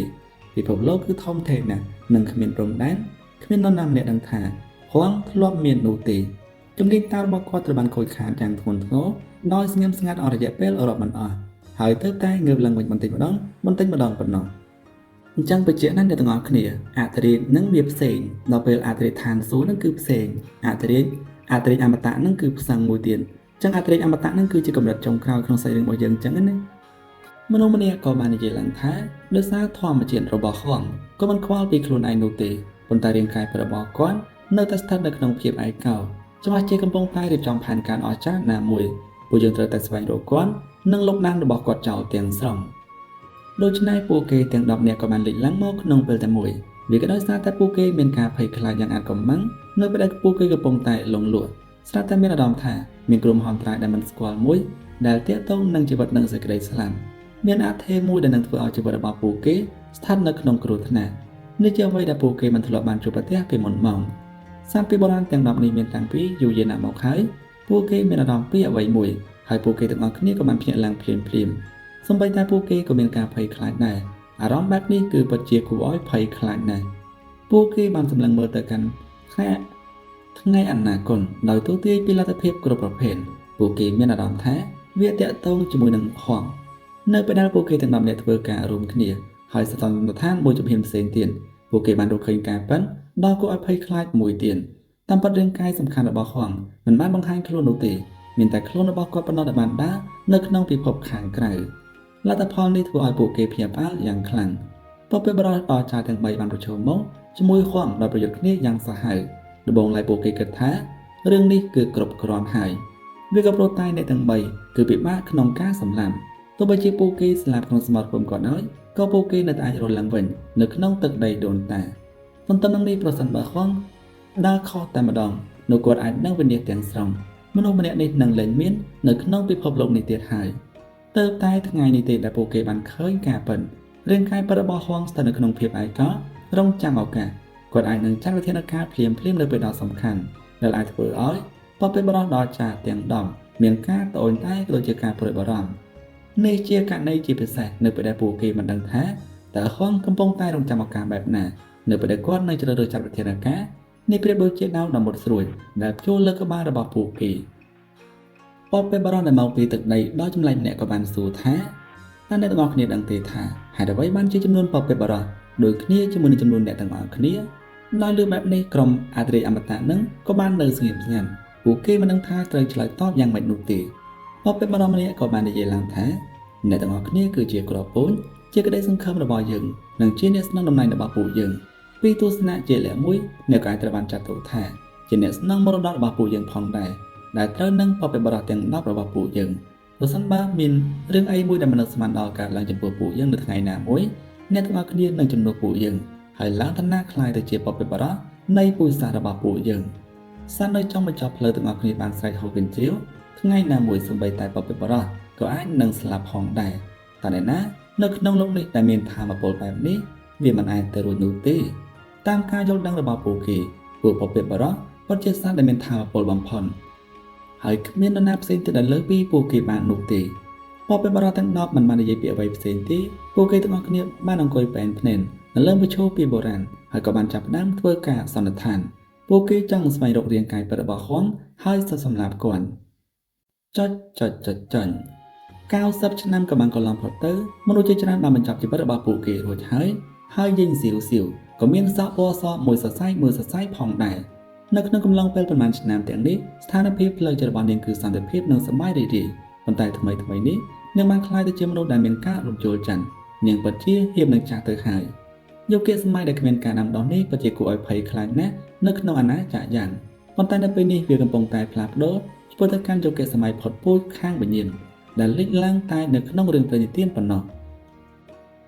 យីសៀវក៏បានចាប់ផ្ដើមចាត់វិធានការដើម្បីអនុញ្ញាតឲ្យឈូហ្វឹងចាក់ចេញនៅពេលដែលនាងបាននិយាយថាបងប្រុសឈូហ្វឹងខ្ញុំនឹងចាក់ទៅហើយប៉ុន្តែខ្ញុំមិនចង់ឲ្យអ្នកឃើញខ្ញុំចាក់ទៅបែបនេះនោះទេទោះបីជានាងមានការចង់បានគ្មានព្រំដែនក៏ដោយក៏នាងពិតជាមិនចង់ឲ្យរាងកាយចាស់របស់នាងលេចឡើងនៅចំពោះមុខមនុស្សដែលនាងស្រឡាញ់បាននោះទេឈូហ្វឹងក៏បាននិយាយយ៉ាងស្រទន់ថាខ្ញុំមិនចាក់ចេញនោះទេខ្ញុំនឹងអមដំណើរអ្នករហូតដល់អ្នកចាស់ហើយដើរដល់ទីបញ្ចប់លើបែបនេះអារម្មណ៍របស់ជេងសៀវប្រែជាស្រពោននៅពេលដែលនាងបាននិយាយថាខ្ញុំពេញជារីករាយណាស់ដែលបានលើកពាក្យសម្ដីរបស់អ្នកប៉ុន្តែខ្ញុំមិនចង់ឲ្យរឿងនោះកើតឡើងនោះទេអ្នកគួរតែចាក់ចេញទៅពេលខ្ញុំមិននៅទីនេះទៀតអ្នកអាចត្រឡប់មកវិញបានឈូហ្វឹងក៏បាននិយាយថាមិនអីទេបើអ្នកចង់ឲ្យខ្ញុំចាក់ចេញប៉ុន្តែអ្នកក៏គួរតែចាក់ចេញទៅដែរនេះគឺជាវត្ថុស័ក្តិសិទ្ធិរបស់អធិរាជខ្មៅចាក់ចេញពីអាណាចក្រយ៉ាងទៅលើបែបនេះយេងសៀវមានការស្រឡាំងកាំងនៅពេលនាងបាននិយាយថាខ្ញុំនាងមិនអាចទ្រាំទ្រនឹងការចែកផ្លូវជាមួយនឹងគាត់បានទេនៅឃើញបែបនេះឈូហ្វឹងក៏បាននិយាយថាកុំបារម្ភអីខ្ញុំនឹងមិនស្លាប់ដោយការចាស់ជរានោះទេខ្ញុំនឹងរស់នៅជារៀងរហូតក្នុងโลกនេះនៅពេលដែលខ្ញុំមានកម្លាំងគ្រប់គ្រាន់ខ្ញុំនឹងទៅស្វែងរកអ្នកតាមពិធីសាសនេះពួកគេនៅតែអាចជួបគ្នានៅពេលអនាគតនៅទីបញ្ចប់យេងសៀវក៏បានសម្រក់ទឹកភ្នែកនាងស្ទាក់ស្ទើរក្នុងការចែកផ្លូវជាមួយគាត់ខណៈពេលនាងបានបាត់ខ្លួននៅក្នុងពន្លឺចម្រុះពណ៌ឈូហ្វឹងមិនអាចធ្វើសមាធិបានយ៉ាងយូរពេលផ្ទៃមេឃៀបនឹងភ្លឺគាត់ពិតជាងងុយដេកនៃវិវត្តក្នុងកម្រិតរបស់គាត់ដំបូងឡើយគឺមិនចាំបាច់ដេកនោះទេក្នុងដំណេករបស់គាត់ពិតជាបានចូលទៅក្នុងពិភពសុបិនមួយគាត់បានសុបិនឃើញជូស៊ីហើយបានឃើញថាពួកគេគឺមានកូនម្នាក់នៅទីបញ្ចប់គាត់ក៏បានសុបិនឃើញយេងសៀវផងដែរនាងក៏កំពុងតែកាន់កូនប្រុសតូចម្នាក់ដែរបន្ទាប់មកគាត់ក៏បានភ្ញាក់ឡើងវាមិនមែនជាសុបិនអាក្រក់ទេប៉ុន្តែជាសុបិនដ៏ធូរស្រាលនិងភាពកក់ក្ដៅមួយដែលធ្វើឲ្យគាត់មិនចង់ភ្ញាក់ពីដំណេកចាច់ភ្នំនៅទន្លេដែលបាក់បែកនិងភ្នំខ្ពស់ដែលត្រូវបានបំផ្លាញរាបស្មើក្នុងរយៈពេលប៉ុន្មានឆ្នាំមកនេះដែនដីទាំងមូលនៃអាណាចក្រយ៉ាងគឺជាតំបន់ស្ងាត់រងំស្នាមប្រេះអាចត្រូវបានគេមើលឃើញគ្រប់ទីកន្លែងហើយដែនដីនេះច្រើនតែមានពណ៌ក្រហមចៅរហូតដល់រាប់ពាន់គីឡូម៉ែត្រដោយគ្មានសញ្ញានៃការរស់នៅទេអាណាចក្រយ៉ាងគឺពិតជាសែនអាប់អួរនិងត្រជាក់សត្វមានជីវិតជាង80ទៅ 90% នៃពូជសាសន៍ផ្សេងគ្នាបានស្លាប់រួមផ្សំជាមួយនឹងការមកដល់ភ្លាមនៃយុគសម័យនៃភាពវឹកវរអ្នកដាំដុះចាស់ជាច្រើនដែលស្ទើរតែមិនអាចរស់រានមានជីវិតបានស្លាប់ភ្លាមនៅពេលថ្មីនេះជាករណីពិសេសនៅពេលដែលយុគសម័យនៃភាពវឹកវរចាប់ផ្ដើមផ្លាស់ប្ដូរទៅជាយុគសម័យដែលវិញ្ញាណត្រូវបានអស់សូម្បីតែអ្នកវិវត្ត នៅក្នុងដំណាក់កាលកម្ពុជារបស់ពួកគេក៏ជួបប្រទះនឹងគ្រោះថ្នាក់យ៉ាងខ្លាំងដោយរងទុក្ខវេទនាផងដែរផ្លូវវិវត្តរបស់មនុស្សចំនួនមួយទាំងមូលត្រូវបានបញ្ចប់ដោយគ្មានមេត្តានិងត្រូវបានបាក់បែកទាំងស្រុងឈូហ្វឹងមិនអាចទ្រាំមើលបានទៀតទេគាត់បានឃើញទុក្ខវេទនាច្រើនពេកនៅក្នុងអាណាចក្រយ៉ាងពេលគាត់បានគិតអំពីពិភពលោកដ៏អស្ចារ្យកាលពីអតីតកាលបន្ទាប់មកក៏លេចមើលទៅកាន់ទេសភាពដ៏សែនអាប់អួរនៅចំពោះមុខគាត់បេះដូងរបស់គាត់មានការថប់អារម្មណ៍អ្នកវិវត្តដែលនៅរស់រានមានជីវិតពីចំនួនមុនបានស្លាប់ជាបន្តបន្ទាប់ក្នុងរយៈពេលប៉ុន្មានឆ្នាំចុងក្រោយនេះពួកគេខ្លះបានដួលរលំខ្លះទៀតបានបាត់បង់ខ្លឹមសារថាមពលនិងស្មារតីហើយថាមពលជាតិរបស់ពួកគេខ្លះក៏បានរីងស្ងួននៅក្នុងដំណើរការនៃការដើរចំពោះទៅកាន់យុគសម័យនៃភាពផុតពូជខាងវិញ្ញាណពន្លឺព្រលឹងរបស់ពួកគេត្រូវបានបន្លត់យ៉ាងឆាប់រហ័សចំណុចរបស់ជូហ្វឹងមានអារម្មណ៍ថាជូចង់នៅពេលដែលគាត់បាននិយាយថាខ្ញុំសូមលាអ្នកទាំងអស់គ្នាសូមអ្នកទាំងអស់គ្នាទៅកាន់សុគតិភពចុះវៀងនននៃសម័យកាលមុនត្រូវបានបិទបញ្ចប់ហើយគាត់ក៏ធ្លាប់បានឃើញមកដែលធ្លាប់ស្គាល់ពីអតីតកាលដែរទោះបីជាពួកគេមិនមានមិត្តភាពជ្រាលជ្រៅក៏ដោយក៏ពួកគេធ្លាប់ជួបគ្នាពីមុនមកប៉ុន្តែនៅពេលនេះពួកគេបានចាស់ហើយខ្លះមានសក់ស្កើពួកគេបានស្លាប់ក្នុងយុគសម័យនៃការផុតពូជខាងវិញ្ញាណមនុស្សចំនួនមុនទាំងមូលត្រូវបានកាត់ផ្តាច់ដូចនោះហើយគ្មាននរណាម្នាក់ក្នុងចំណោមមនុស្សចំនួនថ្មីដែលអាចដាំដុះបាននោះទេឈូហ្វឹងបានចាក់ចេញអស់រយៈពេល3ឆ្នាំនៅក្នុងពេលតែមួយគាត់បានដើរទៅមុខដោយចង់ដើរឆ្លងកាត់ជ្រុងមួយនៃដីហើយស្វែងរកក្នុងភ្នំនៅទន្លេដែលបានបាក់បែកទាំងនេះគាត់ចង់បញ្ជូនក្រុមអ្នកគាត់ចង់ជូនដំណើរអ្នកដាំដុះចាស់ចុងក្រោយដែលបានស្លាប់នៅក្នុងសមាធិការស្លាប់របស់អ្នកវិវត្តចាស់គឺជាទុក្ខសោកនៃសម័យកាលនេះគាត់បានសម្រក់ទឹកភ្នែកដោយស្ងៀមស្ងាត់ពេលសម្លឹងមើលពិភពលោកដ៏ស្ងួតហួតហែងនៃជីវិតគាត់មានអារម្មណ៍ថាអស់កម្លាំងឥតឈប់ឈរនេះជាសម័យកាលមួយដែលគ្មានសង្ឃឹមហើយគ្មាននរណាម្នាក់នៅសល់សម្រាប់យុវជនទាំងនោះដែលបានរស់នៅទៀតទេនេះគឺជាសម័យកាលមួយដែលធ្វើឲ្យមនុស្សអស់សង្ឃឹមជាពិសេសអ្នកដែលមកពីសម័យកាលដ៏អស្ចារ្យនោះហើយបានជួបប្រទះនឹងរឿងទាំងនេះដោយផ្ទាល់គ្រួសារអភិជនពីមុនមរតកដ៏គួរឲ្យចាប់អារម្មណ៍និងត្រកូលទាំងនេះមានអំណាចក្នុងការសម្លឹងមើលទៅលើផ្ទៃមេឃនោះទេមករបស់ពួកគេស្លេកស្លាំងចាប់ពេលនោះមកមនុស្សចំនួនមុនត្រូវបានលុបបំបាត់ចោលពួកគេទាំងអស់គ្នាបានស្លាប់ទៅអស់រយៈពេល3ឆ្នាំជាប់គ្នារាងកាយរបស់ឈូហ្វឹងត្រូវបានប្រឡាក់ដោយឈាមលើផែនដីដែលប្រេះបែកស្នាមនេះក៏មិនអាចដេញតាមមនុស្សកាលពីអតីតកាលដែលវិលវល់បានទេអ្វីៗទាំងអស់ក៏បានធ្លាក់ចុះយ៉ាងខ្លាំងក៏បានឃើញភាពជួរចោលនៃការបំផ្លិចបំផ្លាញនៃពិភពលោកហើយជំនឿរបស់គាត់កាន់តែរឹងមាំឡើងគាត់ចង់សម្រេចបាននូវភាពអមតៈនៅក្នុងសម័យកាលនេះដែលការដាំដុះគឺមិនអាចទៅរួចគាត់ចង់ក្លាយទៅជាមនុស្សរឹងមាំជាងមុនដើម្បីផ្លាស់ប្ដូរនៅរឿងរ៉ាវគ្រប់យ៉ាងភ្លាមនោះបេះដូងរបស់គាត់ពោរពេញដោយអារម្មណ៍ថប់ដង្ហើមហើយដូចជាជីវិតរបស់គាត់ហៀបនឹងបញ្ចប់នៅទីនេះសក់ស្ដាងរបស់ឈូហ្វឹងបានចងជាប់គ្នាអារម្មណ៍បែបនេះហាក់ដូចជាសមបន្តិចវាស្រដៀងគ្នាណាស់ទៅនឹងថ្ងៃដែលពិភពលោកត្រូវបានបំផ្លាញអារម្មណ៍អស់សង្ឃឹមដូចជាថ្ងៃវិនាសបានមកដល់វាដល់កម្រិតដែលវាខ្លាំងជាងលើកមុនជាច្រើនដងគាត់ក៏មានការងឿងឆ្ងល់ថាហេតុអីបានជាវាដូចនេះផ្ទៃមេឃត្រូវបានកលាប់ចាស់សត្វនៃសម័យកាលមួយត្រូវបានកំត្រកូលទាំងអស់ត្រូវបានក្រៀមស្វិននៅពេលនេះគ្មានមនុស្សរស់នៅសំបីតែមួយភាគ10ដែលនៅសេសសល់នោះទេតែមានរឿងអ្វីផ្សេងទៀតដែលត្រូវធ្វើនៅក្នុងសម័យកាលដ៏សោកសៅនិងបាក់បែកនេះតើអាចមានអ្វីដែលគួរឲ្យភ័យខ្លាចជាងនេះទៅទៀតដែលនឹងកើតឡើងដែរឬទេជាសំណាងល្អការដឹងទុកមុនដ៏អាក្រក់គឺមានរយៈពេលតែមួយផ្លែតប៉ុណ្ណោះរួចវាក៏បានបាត់ទៅវិញយ៉ាងរហ័សចិត្តរបស់គាត់ហាក់ដូចជាមិនខ្វល់ខ្វាយហើយគាត់ក៏បានងើបឡើងវិញយឺនចឹងអធិស្ឋានបងប្អូនផងឥឡូវនេះគឺរីខតពេលយប់អញ្ចឹងទៅសំឡេងនេះគឺជាប់មែនតើនៅសាំងមួយអេផងអញ្ចឹងណាចឹងលើយើងតទៀតទៅចុចនៅក្នុងជម្រៅនៃផែនដីដ៏អាក្រក់នៅព្រំដែននៃកំពង់រាបពន្លឺបានស្រអាំទូរលេខដែលបានអង្គុយនៅលើមឈូសបុរាណទាំង10បានបើកភ្នែកក្នុងពេលតែមួយ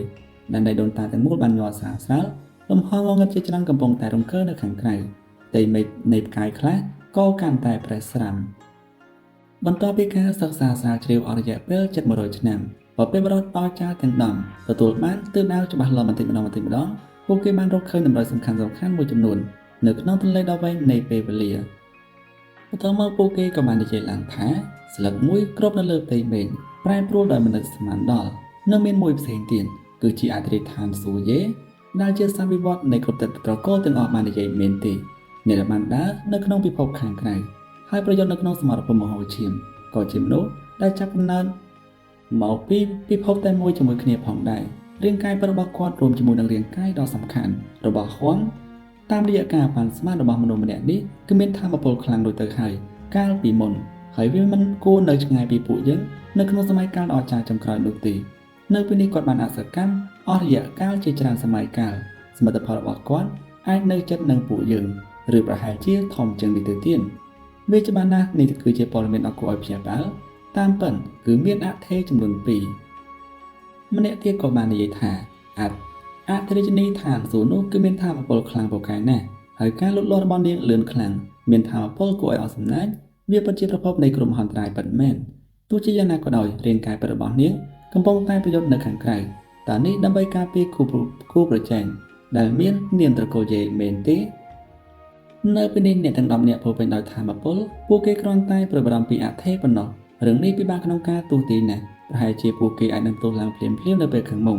អូទាញពួកគេមួយចំនួនឲ្យធ្លាក់ចូលទៅក្នុងគ្រោះមហន្តរាយដ៏ធំវាដល់កម្រិតដែលពួកគេធ្លាប់បានឃើញការឆ្លុះបញ្ចាំងរបស់ពួកគេនៅក្នុងទន្លេនៃពេលវេលាដោយភាពស្រពេចស្រពិល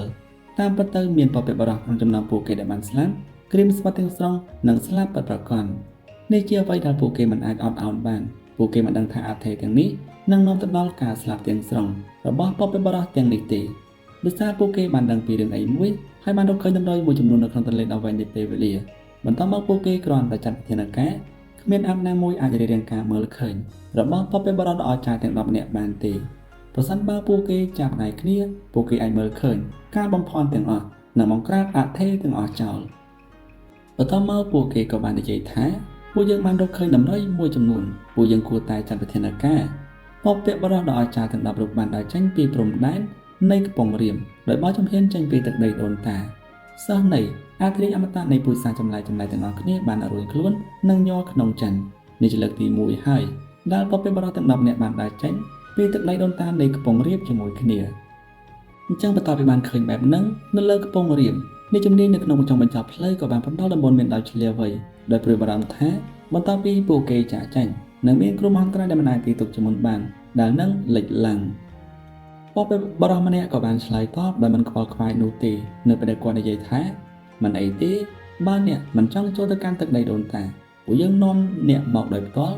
ឬហួងនឹងខ្លាយទៅជាមួយក្នុងចំណោមពួកយើងប្រែខ្លាយទៅជាសត្វដ៏ក្របំផុតនៅក្នុងប្រវត្តិសាស្ត្រ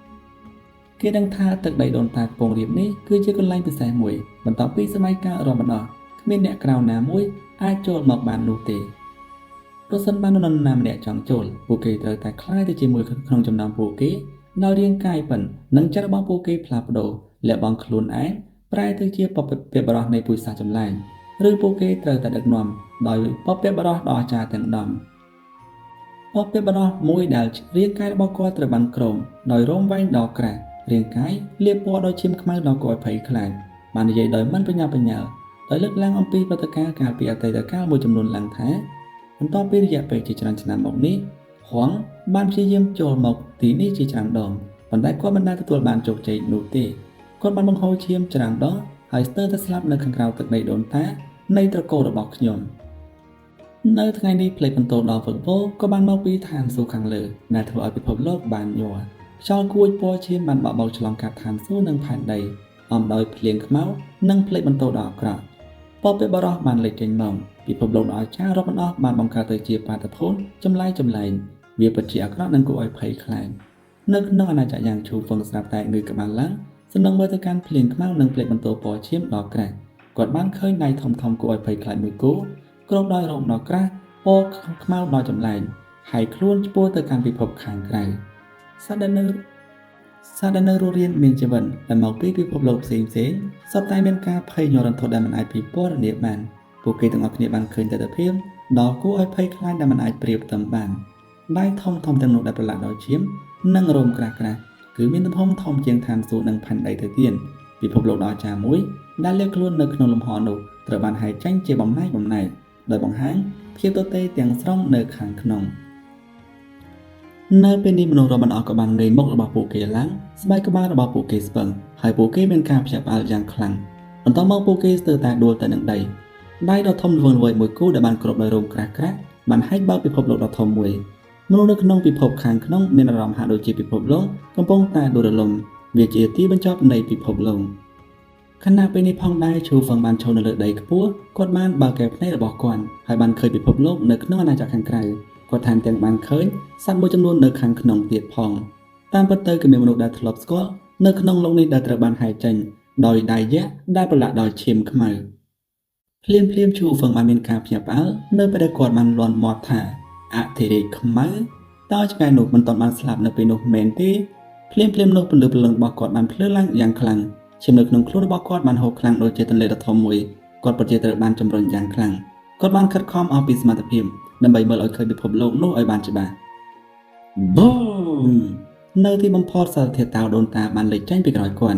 ត់មានអារម្មណ៍ថាស្ត្រីនោះបានរស់ឡើងវិញវាបានផ្ដល់ឲ្យគាត់នូវថាមពលដ៏ខ្លាំងក្លាមួយដែលលើសពីអំណាចពីមុន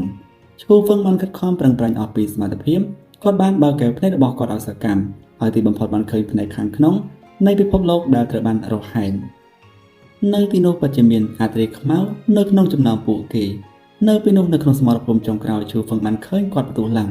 ងសាច់និងឈាមរបស់គាត់បានខ្ចាយទៅគ្រប់ទិសទីហើយពលឺព្រលឹងរបស់គាត់ក៏បានបន្ទោះឡើងប៉ុន្តែនៅពេលនេះគាត់បានឃើញគាត់រស់ឡើងវិញម្ដងទៀត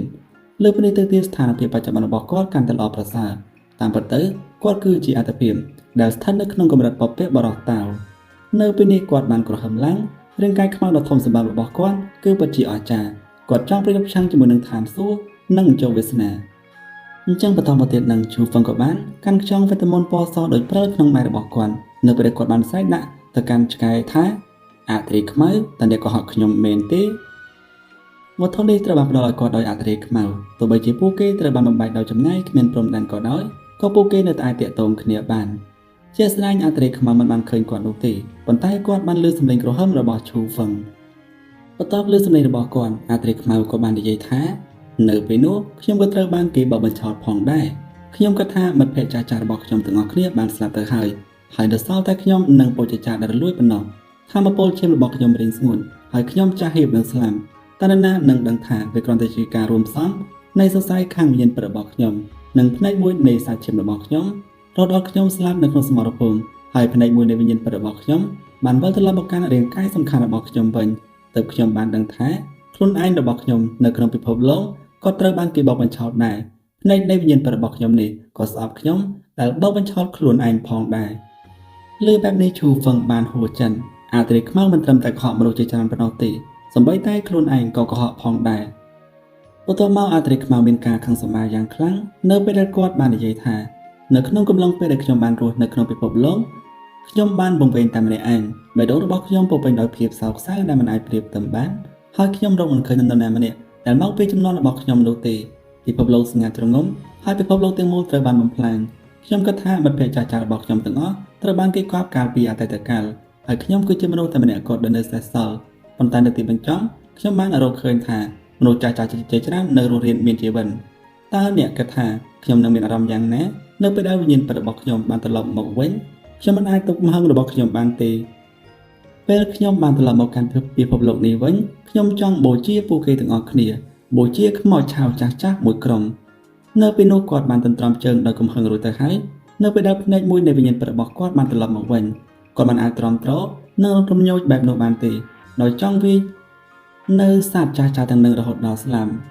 ដៃដ៏អស្ចារ្យដែលបានហែកពិភពលោកនោះចេញបានคล้ายទៅជាមិនឃើញคล้ายទៅជាទុនខ្សោយហើយក៏បានបាត់ទៅទោះជាយ៉ាងណាក៏ដោយអ្នករាល់គ្នាមានអារម្មណ៍ថាមានសម្ពាធយ៉ាងខ្លាំងនៅខាងក្នុងដោយមានអារម្មណ៍ថាមានសម្ពាធគ្មានរូបរាងដ៏អស្ចារ្យពេលបន្ទាប់ឈូហ្វឹងក៏បានឃើញមនុស្សកាន់តែច្រើនគាត់បានឃើញទួនទេដែលស័ក្តិសមនឹងនេះជាពពកបរោះតៅដ៏អស្ចារ្យ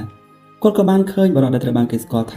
ជាអ្នកគ្រប់គ្រងពិភពលោកអស់រយៈពេល10សម័យកាលគាត់បានស្លាប់ក្នុងសមរភូមិនៅក្នុងអាណាចក្រយ៉ាងប៉ុន្តែនៅក្នុងពិភពលោកបច្ចុប្បន្នគាត់គឺជាពពកបរោះតៅដ៏អស្ចារ្យម្នាក់ដែលនៅរស់រានមានជីវិតក្រៅពីពួកគេក៏មានស្រមោលស្នែងឋានសួគ៌ពពកបរោះមឹងអត្រីដង្កូវនាងនិងអ្នកផ្សេងទៀតផងដែរអ្នកខ្លះត្រូវបានដឹកនាំចេញទៅអ្នកខ្លះត្រូវបានគេសម្លាប់ក្នុងសមរភូមិហើយវិញ្ញាណប្រាប់របស់ពួកគេបានត្រឡប់មកវិញក្រៅពីនេះឈូហ្វឹងក៏បានឃើញគោឆេងពីចម្ងាយដែរគ្រាប់ពូជនៃជីវិតរបស់គាត់កំពុងរស់ឡើងវិញនៅក្នុងពិភពលោកនេះអ្វីដែលធ្វើឲ្យឈូហ្វឹងភ្ញាក់ផ្អើលបំផុតនោះគឺថាមានរូបចម្លាក់ពណ៌មាសមួយនេះគឺជាអត្រីដ៏មានធម៌ពលបំផុតនៃតកោសបាសមរភូមិដ៏ពិសិដ្ឋដែលធ្លាប់បានបង្ហាញខ្លួននៅក្នុងស្ថានភាពវិញ្ញាណដែលខូចខ្ទេចខ្ទី នៅក្នុងកំឡុងពេលសមរភូមិដ៏អស្ចារ្យនៃទន្លេប្រលឹងមែនទេហើយគាត់ក៏ជាបងប្អូនរួមសម្បត្តិរបស់អត្រីឋានស៊ូយេផងដែរដោយឃើញបែបនេះឈូហ្វឹងមានការភ្ញាក់ផ្អើលយ៉ាងខ្លាំងនៅពេលដែលគាត់បានលាន់មាត់ថាតើគាត់មិនបានស្លាប់ទៅហើយមែនទេទន្ទឹមនឹងនេះវិញ្ញាណខូចរបស់គាត់ត្រូវបានគេចាប់ដាក់គុកជាទេសកលសាកសមដោយសារតែបងប្អូនរបស់គាត់ដោយសារតែកូនប្រុសរបស់គាត់បានលេចឡើងនៅក្នុងទន្លេប្រលឹងដោយបំបាយឋានសួគ៌និងផែនដីបន្ទាប់មកវិញ្ញាណខូចរបស់គាត់ក៏ត្រូវបានបំផ្លាញ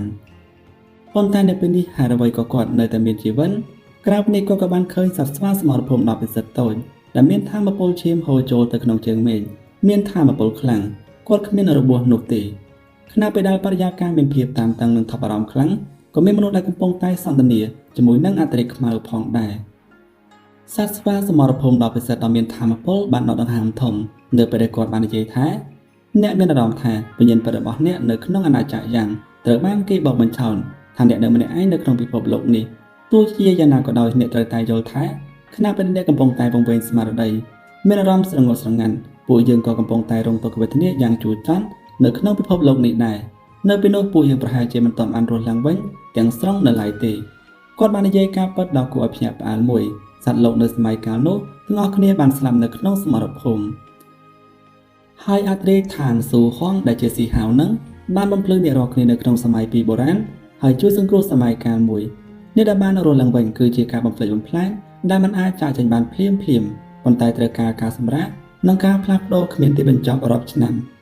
ទើបពួកគេអាចត្រឡប់មកវិញបានទាំងស្រុងនៅពេលនេះបន្ទាប់ពីជួបប្រទះនឹងសម័យកាលជាច្រើននៃការដាំដុះដ៏ជោគជ័យមានតែពេលនោះទេដែលពួកគេអាចចាត់ទុកថាបានរស់ឡើងវិញយ៉ាងពិតប្រាកដបរិបទដែលធ្លាប់ជាអ្នកគ្រប់គ្រងនៃសម័យកាលទាំង10ក៏បាននិយាយឡើងថា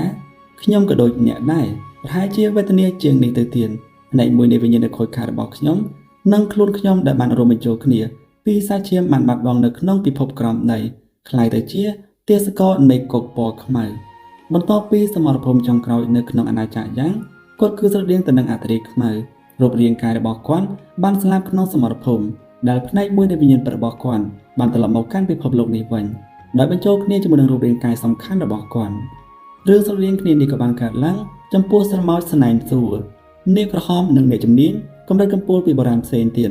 នៅពេលនេះរាងកាយពិតរបស់ពួកគេដែលបានរស់ឡើងវិញគឺស្ថិតនៅក្នុងកម្រិតពពាបរោះតៅ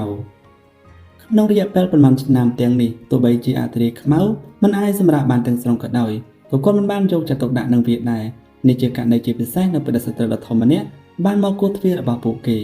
លើកនេះពួកគេបានរកឃើញពិភពលោកនេះមានន័យថារាងកាយសំខាន់ចុងក្រោយរបស់ពួកគេក៏អាចស្លាប់នៅក្នុងសមរភូមិផងដែរមនុស្សជាច្រើនក៏បានបង្កើតការដឹងទុកជាមុនដ៏អាក្រក់មួយបន្ទាប់ពីសមរភូមិថ្ងៃនេះមនុស្សជាច្រើននឹងត្រូវបែកគ្នាជារៀងរហូតដែលមិនអាចជួបមុខគ្នាម្ដងទៀតនៅក្នុងលោកនេះបានទេស្ថានភាពបច្ចុប្បន្នគឺពិតជាអាក្រក់ណាស់សម័យកាលដ៏គួរឲ្យភ័យខ្លាចបំផុតកំពុងតែមកដល់សមរភូមិដ៏ធំមួយហៀបនឹងផ្ទុះឡើងតែនេះគឺជាការបន្តនៃសមរភូមិការផលិតមុនមែនទេប្រហែលជាថ្ងៃនេះគឺជាសមរភូមិសម្រាប់ចុងក្រោយពិតប្រាកដដែលបញ្ចប់ពិភពលោកអ្វីៗហាក់ដូចជានឹងបញ្ចប់ទាំងស្រុងគ្រាន់តែដឹងថាសត្រូវមានធម៌ពលខ្លាំងប៉ុណ្ណានៅពេលនេះពួកគេមិនដឹងនោះទេពួកគេគ្រាន់តែឃើញដៃមួយគូដែលបើកពិភពលោកនេះបន្តមកក៏បានបាត់ទៅបន្ទាប់ពីសមរភូមិនេះតើពួកគេនឹងនៅតែមានក្នុងលោកនេះដែរឬទេនៅពេលនេះអ្នករាល់គ្នាមានអារម្មណ៍ថាពួកគេនឹងលាមនុស្សដែលនៅក្បែរពួកគេហើយពួកគេប្រហែលជាមិនជួបគ្នាទៀតទេពេលដែលពួកគេបានគិតអំពីអនាគតទោះបីជាពួកគេសពតែជាអ្នកជំនាញកម្រិតខ្ពស់ក៏ដោយក៏ពួកគេនៅតែមានអារម្មណ៍ថាពួកគេកំពុងតែថប់ដង្ហើមពួកគេគឺជាការប្រមូលផ្ដុំនៃអ្នកជំនាញដ៏អស្ចារ្យចំនួនមុនដែលមកពីសម័យកាលប្រវត្តិសាស្ត្រផ្សេងគ្នាពួកគេត្រូវបានបំភ្លឺដោយដីខ្សែពីបុរាណដែលរស់ឡើងវិញនៅក្នុងពិភពលោកបច្ចុប្បន្នអាចនិយាយបានថានេះគឺជាការជួបជុំគ្នាចុងក្រោយនៃអ្នកជំនាញដ៏មានឥទ្ធិពលបំផុតគ្រប់ត្រកូលទាំងអស់ទោះជាយ៉ាងណាក៏ដោយទឹកដីដ៏អាក្រក់នោះគឺជ្រៅនិងមិនអាចវាស់វែងបានតើពួកគេអាចបញ្ឈប់វាបានដែរឬទេទោះបីជាអ្នកជំនាញចំនួនមុនបានប្រមូលផ្ដុំគ្នាក៏ដោយក៏ពួកគេនៅតែស្ងាត់ស្ងៀមខ្លាំងវាក៏ដោយសារតែសត្រូវមានថាមពលពេកវាមិនអាចនឹកស្មានដល់បើមិនដូច្នេះទេពួកគេនឹងមិនស្លាប់ទាំងអស់ក្នុងសមរភូមិកាលពីពេលនោះទេសម្លេងដកដង្ហើមជ្រៅនិងត្រជាក់មួយដែលហាក់ដូចជាមកពីពិភពលោកក្រោមដីក៏បានបន្លឺឡើងដែលធ្វើឲ្យរាងកាយរបស់មនុស្សជាច្រើនក្នុងលោកនេះបានញ័រឈាមបានហូរចេញពីរន្ធទាំង7របស់ពួកគេសត្វនោះកាន់តែមានថាមពលពួកគេកាន់តែត្រូវបានគេកំណត់គោលដៅពួកគេកាន់តែមានអារម្មណ៍ថាភ័យខ្លាចជាឧទាហរណ៍អត្រីខ្មៅ ទួនទេសិទ្ធិសមោចស្នែងឋានសួគ៌ក៏ដូចជាលេខ9ដែលបានបាត់ខ្លួនអស់រយៈពេលជាយូរស្នាមប្រេះបានលេចឡើងលើរាងកាយរបស់ពួកគេម្ដងមួយឈាមក៏បានហូរចេញឥតឈប់ឈរនៅពេលដែលរាងកាយប៉ិនរបស់រូបពណ៌ខ្មៅដ៏ធំសម្បើមខាត់ចិត្តមកដល់លំហនោះក៏បានប្រេះស្រាំច្បាប់ធម្មជាតិនៃឋានសួគ៌និងផែនដីក៏បានផ្ទុះឡើងខ្សែសង្វាក់នៃសម្ដាប់ធ្នាប់ដល់ទេវភាពបានបែកខ្ញែកលំនាំតៅបានលុតទៅយ៉ាងលឿនបន្ទាប់មកក៏បានខ្ចាត់ខ្ចាយដំបូលផ្ទៃមេឃទាំងមូលបានដួលរលំពិភពលោកដ៏អស្ចារ្យនេះមិនអាចទ្រាំទ្រនឹងអូរ៉ារបស់សត្វនោះដែលហៀបនឹងផ្ដួលរលំទាំងស្រុងនោះទេនេះជាករណីជាពិសេសនៅពេលដែលមនុស្សម្នាក់នេះបានចុះមកនៅពេលដែលស្នាមប្រេះពណ៌ខ្មៅរបស់បានលេចឡើងនៅក្នុងពិភពលោកដ៏អស្ចារ្យនេះអ្នកជំនាញទាំងអស់គ្នាបានឆ្លងកាត់ការផ្លាស់ប្ដូរដ៏គួរឲ្យភ័យខ្លាចរាងកាយរបស់ពួកគេបានคล้ายទៅជាមិនច្បាស់លាស់ផ្លូវនៃការវិវត្តរបស់ពួកគេក៏បានលេចចេញតៅដ៏អស្ចារ្យរបស់ពួកគេត្រូវបានក្រោមដោយស្នាមប្រេះហៀបនឹងដួលរលំសត្វជាច្រើនបានបង្ហាញពីការប្រែប្រួលដ៏គួរឲ្យភ័យខ្លាចដោយមិនគិតថាតើពួកគេមានអំណាចឬទង់ខ្សោយនោះទេតៅរបស់ពួកគេនឹងដួលរលំទាំងស្រុងលើពីនេះទៅទៀតរាងកាយនីមួយៗរបស់ពួកគេបានបង្ហាញពីកម្រិតនៃការផ្លាស់ប្ដូរចម្លែកផ្សេងគ្នារបបខ្លះបានចាប់ផ្ដើមហូរចេញដោយឈាមពណ៌ខ្មៅខ្លះទៀតបង្កើតទៅជារោមពណ៌ក្រហមខ្លះទៀតបញ្ចេញនៅអាពណ៌ប្រផេះនៅពេលដែលពួកគេបានដកដង្ហើមចេញប៉ាំងនៅក្នុងលោកនេះសារធាតុវិវត្តជាច្រើននៅលើអាកាសបានផ្ទុះឡើងដោយផ្ទាល់ប្រែទៅជាអាប់បង្ហូរឈាមដ៏ធំមួយពួកគេមិនអាចទប់ទល់នឹងសម្ពាធដ៏ខ្លាំងនិងការច្រេះដ៏អាក្រក់នេះតទៅសោះក្រាំនៅចុងបញ្ចប់នៃលំហនោះមាននរណាម្នាក់មានអារម្មណ៍ពីអ្វីមួយហើយបានបើកកែវភ្នែករបស់គាត់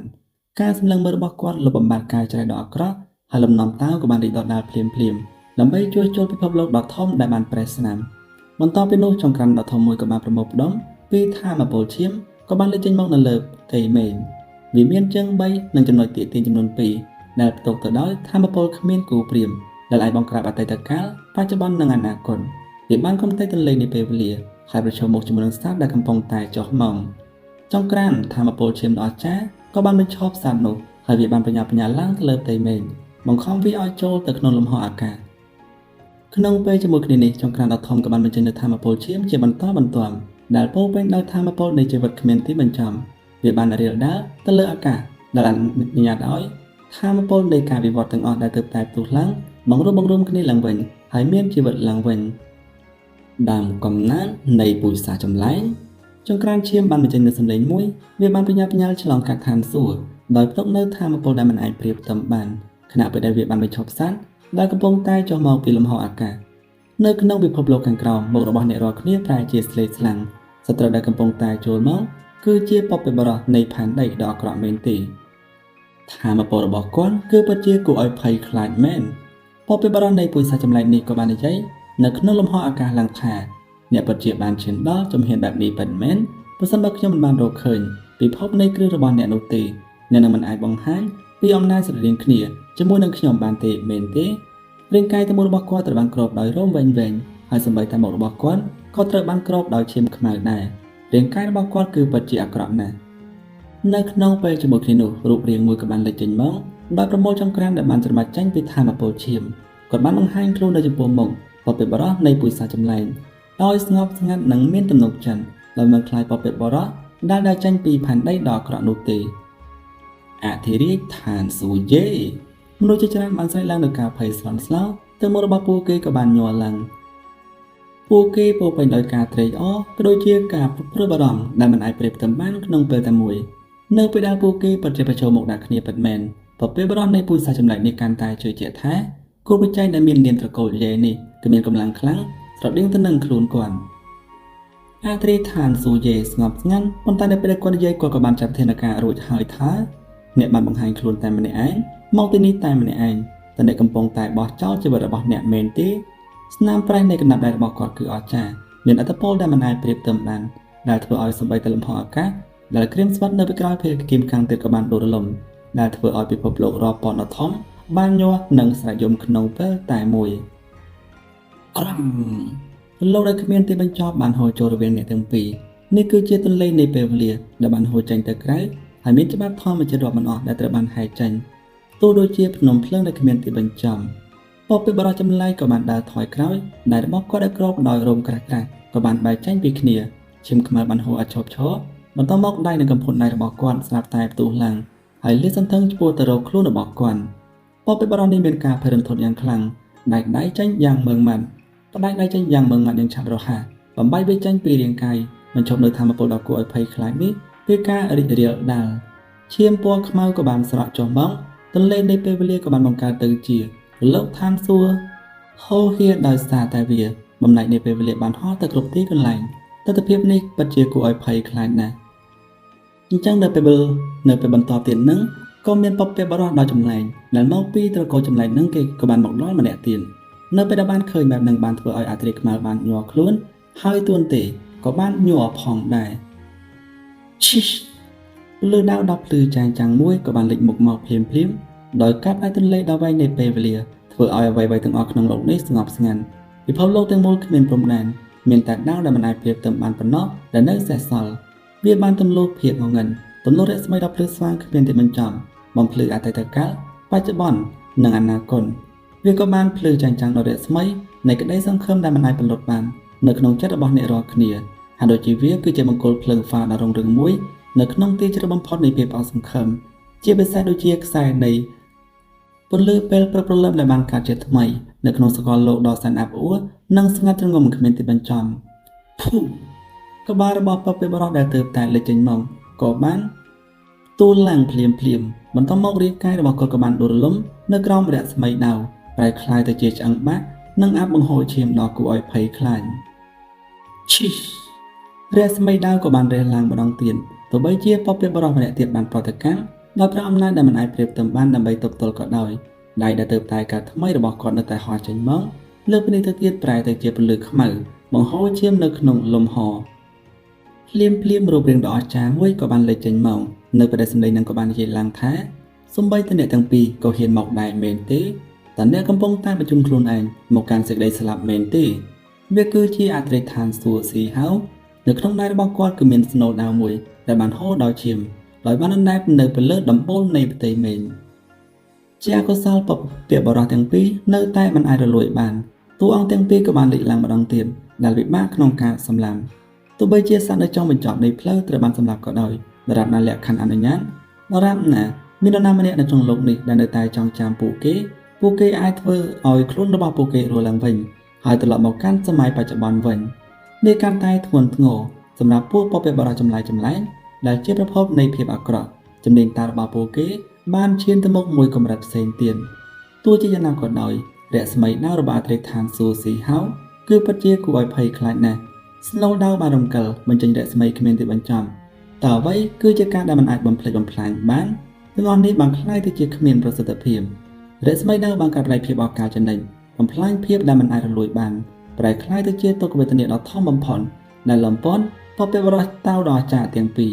ដែលបានលំពន់បព្វបរោះដ៏អស្ចារ្យទាំងពីរដាវមួយបានឆ្លងកាត់អតីតកាលកាត់ផ្ដាច់អតីតកាលបច្ចុប្បន្ននិងអនាគត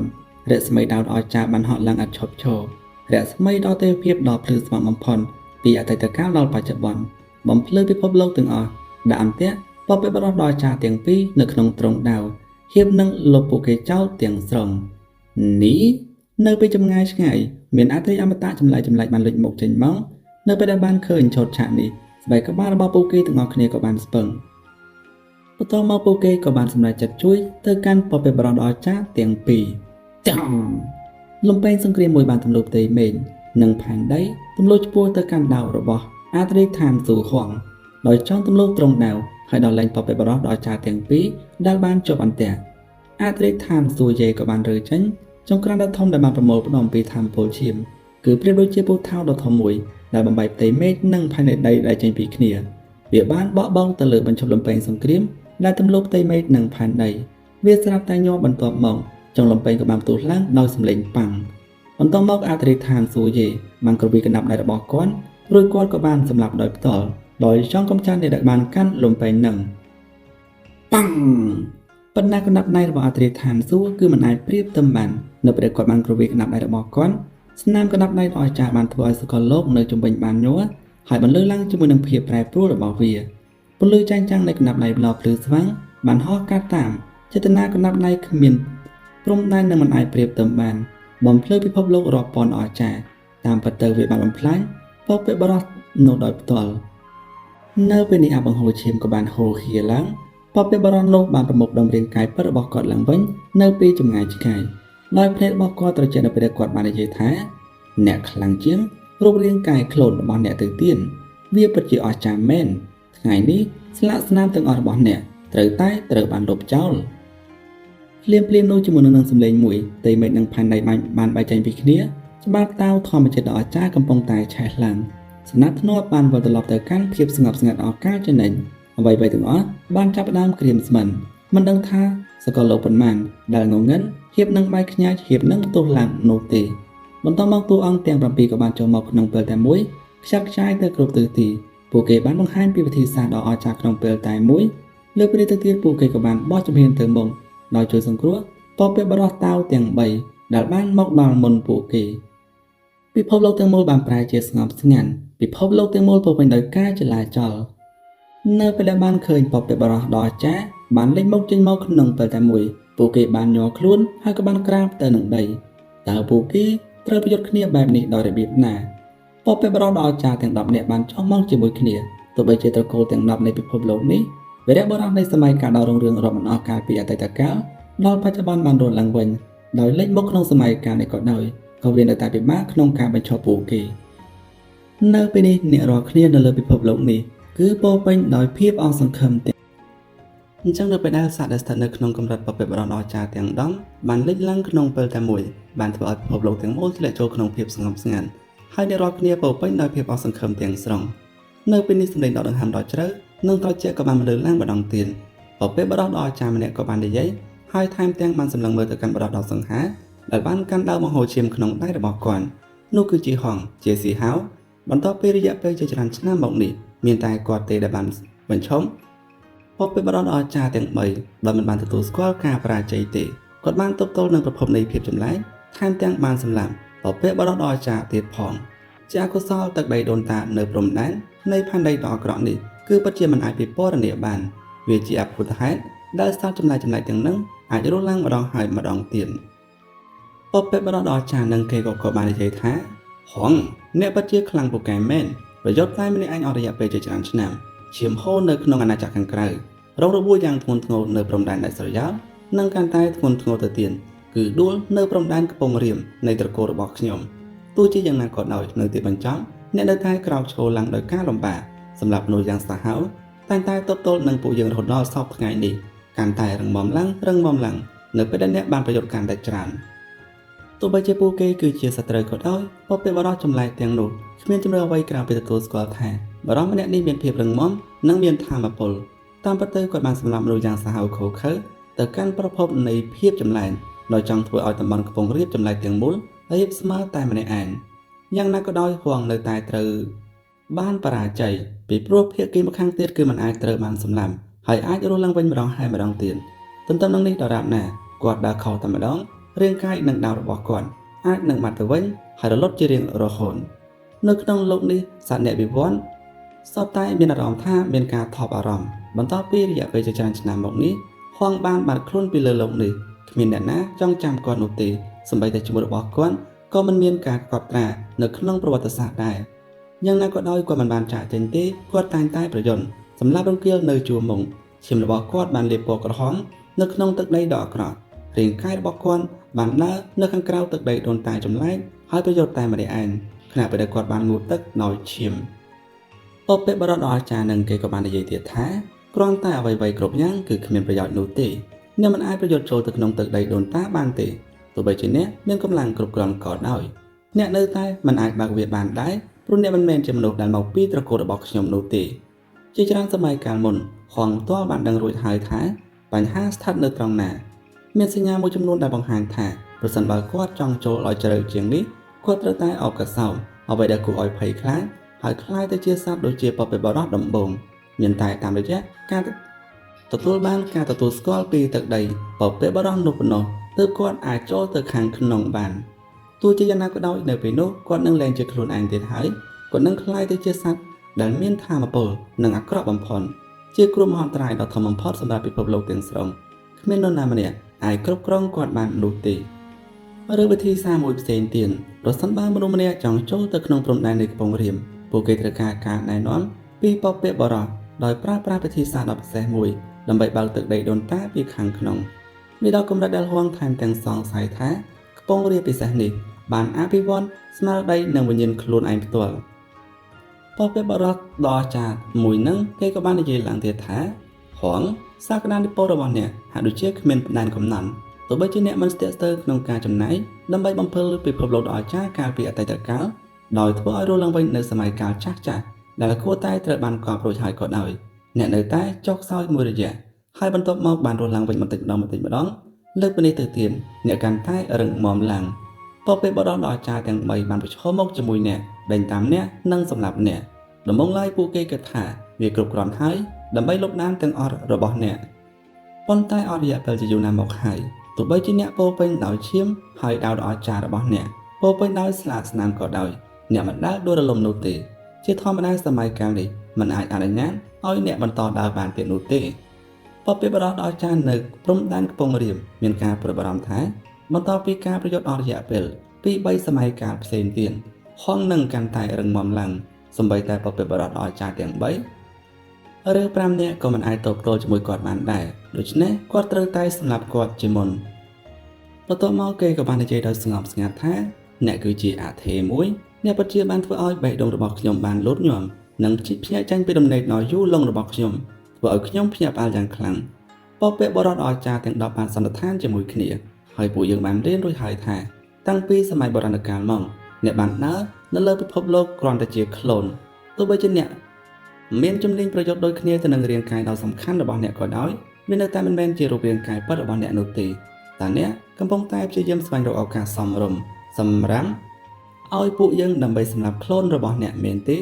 ដើម្បីឲ្យពិភពលោកជឿថាអ្នកពិតជាបានស្លាប់ពិតមែនដើម្បីឲ្យរូបរាងកាយសំខាន់នេះអាចលាក់ខ្លួនរងចាំការផ្លាស់ប្ដូរនៅក្នុងទឹកដីដូនតា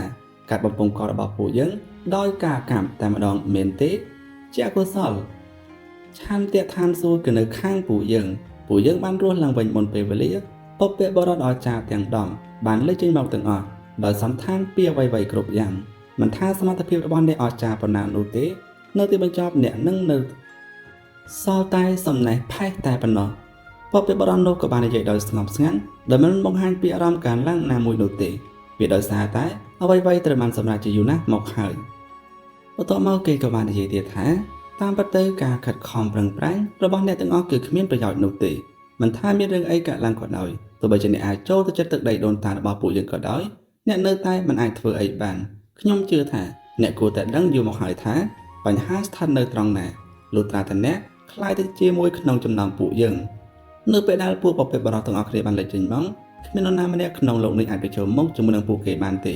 ពិភពលោកដ៏អស្ចារ្យទាំងអស់អាចត្រូវបានបំផ្លាញពួកគេហៀបនឹងលុបបំបាត់នៅអធិទាំងពីរនេះដោយផ្ទាល់ដើម្បីបញ្ចំគូប្រជែងដ៏មានឥទ្ធិពលបំផុតនៃសម័យកាលរាប់មិនអស់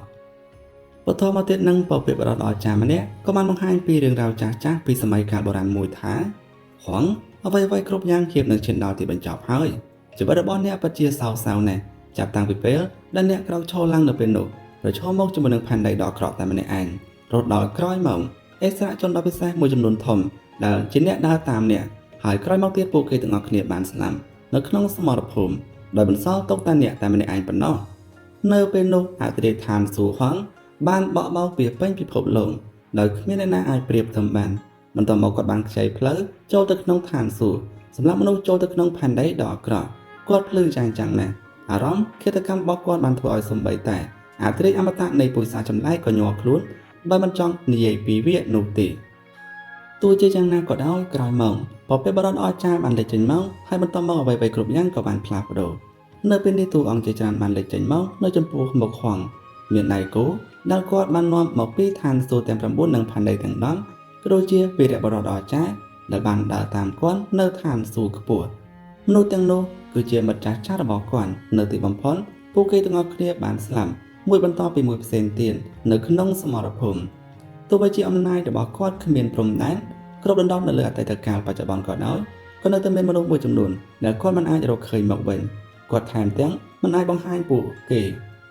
កាលពីអតីតកាលទៀតផងដោយមិនអាចជួបពួកគេម្ដងទៀតនោះទេក្នុងជីវិតនេះគាត់ភ្លក់រសជាតិនៃភាពរុងរឿងនៃពិភពលោកប៉ុន្តែគាត់ក៏បានភ្លក់រសជាតិនៃការជឿចាប់និងភាពងងឹតនៃទីជ្រៅដែលគ្មានទីបញ្ចប់ផងដែរ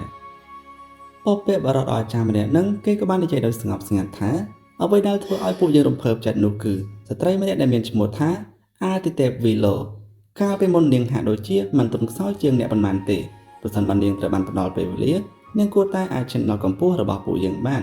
ដើម្បីជាប្រយោជន៍ដល់អ្នកនាងមិនស្ទាក់ស្ទើរក្នុងការស្លាប់នោះទេឈាមរបស់នាងបានលាបពណ៌ទឹកដីដូនតានៅកំពង់រាមនៅក្នុងភាពស្រឡាំងកាំងអ្នករាល់គ្នាបានឃើញស្ត្រីម្នាក់ដែលដើមឡើយមានរចនាបថដ៏គួរឲ្យទាក់ទាញនៅកំពុងតែកាន់ហួងដែលរងរបួសយ៉ាងធ្ងន់ធ្ងរហើយហៀបនឹងស្លាប់ដាក់លើខ្នងរបស់នាងដែលជន់នៅលើផែនដីដ៏អាក្រក់ឈាមហូរឥតឈប់ឈរចេញពីមាត់នៅច្រមុះរបស់នាងថ្ងាសពណ៌សភ្លឺចាញ់ចាំងរបស់នាងកាន់តែចាក់ទម្លុះហើយឈាមតាវពណ៌ក្រហមចាស់ក៏បានហូរចេញមកដើម្បីជួយសង្គ្រោះហួងតាវដ៏អស្ចារ្យរបស់នាងត្រូវបានបំបែងធម្មជាតិរបស់ហួងគឺមានភាពរឹងមាំដែលមិនចោទចាញ់នោះទេតែងតែពេលលោកគូប្រជែងរបស់គាត់តែងតែផ្ដល់ឲ្យអ្នកផ្សេងទៀតនូវអារម្មណ៍នៃធម៌ពលទាំងអស់ដែលមិនអាចប្រៀបផ្ទឹមបានពីអតីតកាលដល់បច្ចុប្បន្នទោះជាយ៉ាងណាក៏ដោយនៅពេលនេះគាត់បាននៅស្ងៀមភ្នែករបស់គាត់ពោរពេញដោយការឈឺចាប់គ្មានទីបញ្ចប់នៅពេលនោះថ្ងៃនោះគឺជាលើកទី1ដែលគាត់បានស្រក់ទឹកភ្នែកបន្ទាប់ពីគាត់បានឈានដល់កំពូលដោយក្លាយជាមនុស្សដែលមិនអាចប្រៀបផ្ទឹមបាននៅក្នុងពិភពលោកនៅពេលនេះឈុតឆាកសងនេតកម្មកាលពីអតីតកាលទាំងនោះក៏បានលេចឡើងនៅចំពោះមុខគាត់ម្ដងទៀតនៅសម័យនោះមិនមានមនុស្សច្រើនទេដែលនៅខាងគាត់អ្នកដែលតាមគាត់ស្ទើរតែទាំងអស់ត្រូវបានសម្លាប់នៅក្នុងសមរភូមិត្រូវបានឡោមព័ទ្ធជាបន្តបន្ទាប់ទន្ទឹមនឹងនេះគាត់មិនចង់ឲ្យមានរឿងដែលនឹកស្មានមិនដល់បានកើតឡើងចំពោះមនុស្សដែលនៅសេសសល់នោះទេដូច្នេះគាត់បានព្រួយផ្ដាំចូលទៅក្នុងទឹកដីដ៏អាក្រក់ម្នាក់ឯងនៅក្នុងសម័យកាលដ៏អស្ចារ្យនោះរាងកាយពិតរបស់គាត់បានសម្លាប់ផ្លូវរបស់គាត់ចេញចូលក្នុងជម្រៅនៃផែនដីដ៏អាក្រក់ម្ដងហើយម្ដងទៀតដោយគួរទ្វារឥតឈប់ឈរដោយចង់ទម្លុះទឹកដីដូនតាទាំងនោះនៅពេលនោះគាត់មិនបានដឹងថាគាត់ត្រូវការណែនាំពីបព្វបុរសដ៏ចម្លែកម្នាក់ឬថាខ្លួនគាត់ផ្ទាល់ត្រូវតែខ្លាយទៅជាមនុស្សដ៏ចម្លែកនោះទេមានតែពេលនោះទេដែលគាត់អាចចូលទៅខាងក្នុងដែនកំណត់នៃទឹកដីដ៏អាក្រក់បានយ៉ាងពិតប្រាកដកាលពីពេលនោះគាត់បានបើកការពីប្រហារជាបន្តបន្ទាប់ទោះបីជាគាត់មិនបានសម្លាប់បន្តពីប្រយុទ្ធអស់រយៈពេល100លើកក៏ដោយក៏គាត់នៅតែបានចំណាយពេលវេលាដ៏ជូរចត់មួយរយៈដោយធ្លាក់ចូលក្នុងស្ថានភាពគ្រោះថ្នាក់ច្រើនដងក្នុងកំឡុងពេលចុងក្រោយគាត់ថែមទាំងបានប្រយុទ្ធរហូតដល់អស់កម្លាំងទាំងស្រុងតាវដ៏អស្ចារ្យរបស់គាត់ហៀបនឹងដួលរលំនៅពេលដែលសំខាន់អាទិទេពវីឡូឬក៏យើងហៅថាជាអាទិទេពដើមឈើអ្នកដែលបានតាមដានមើលរឿងស៊ីហៅបានដឹងហើយ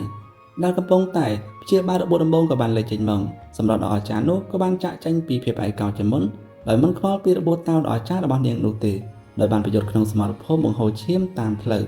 សម្លៀកបំពាក់ពណ៌សរបស់នាងត្រូវបានលាបពណ៌ដោយឈាមដឹកហងដាក់លើខ្នងរបស់នាងខណៈពេលដែលនាងកំពុងតែសម្រាប់មនុស្សចេញពីផែនដីដ៏អាក្រក់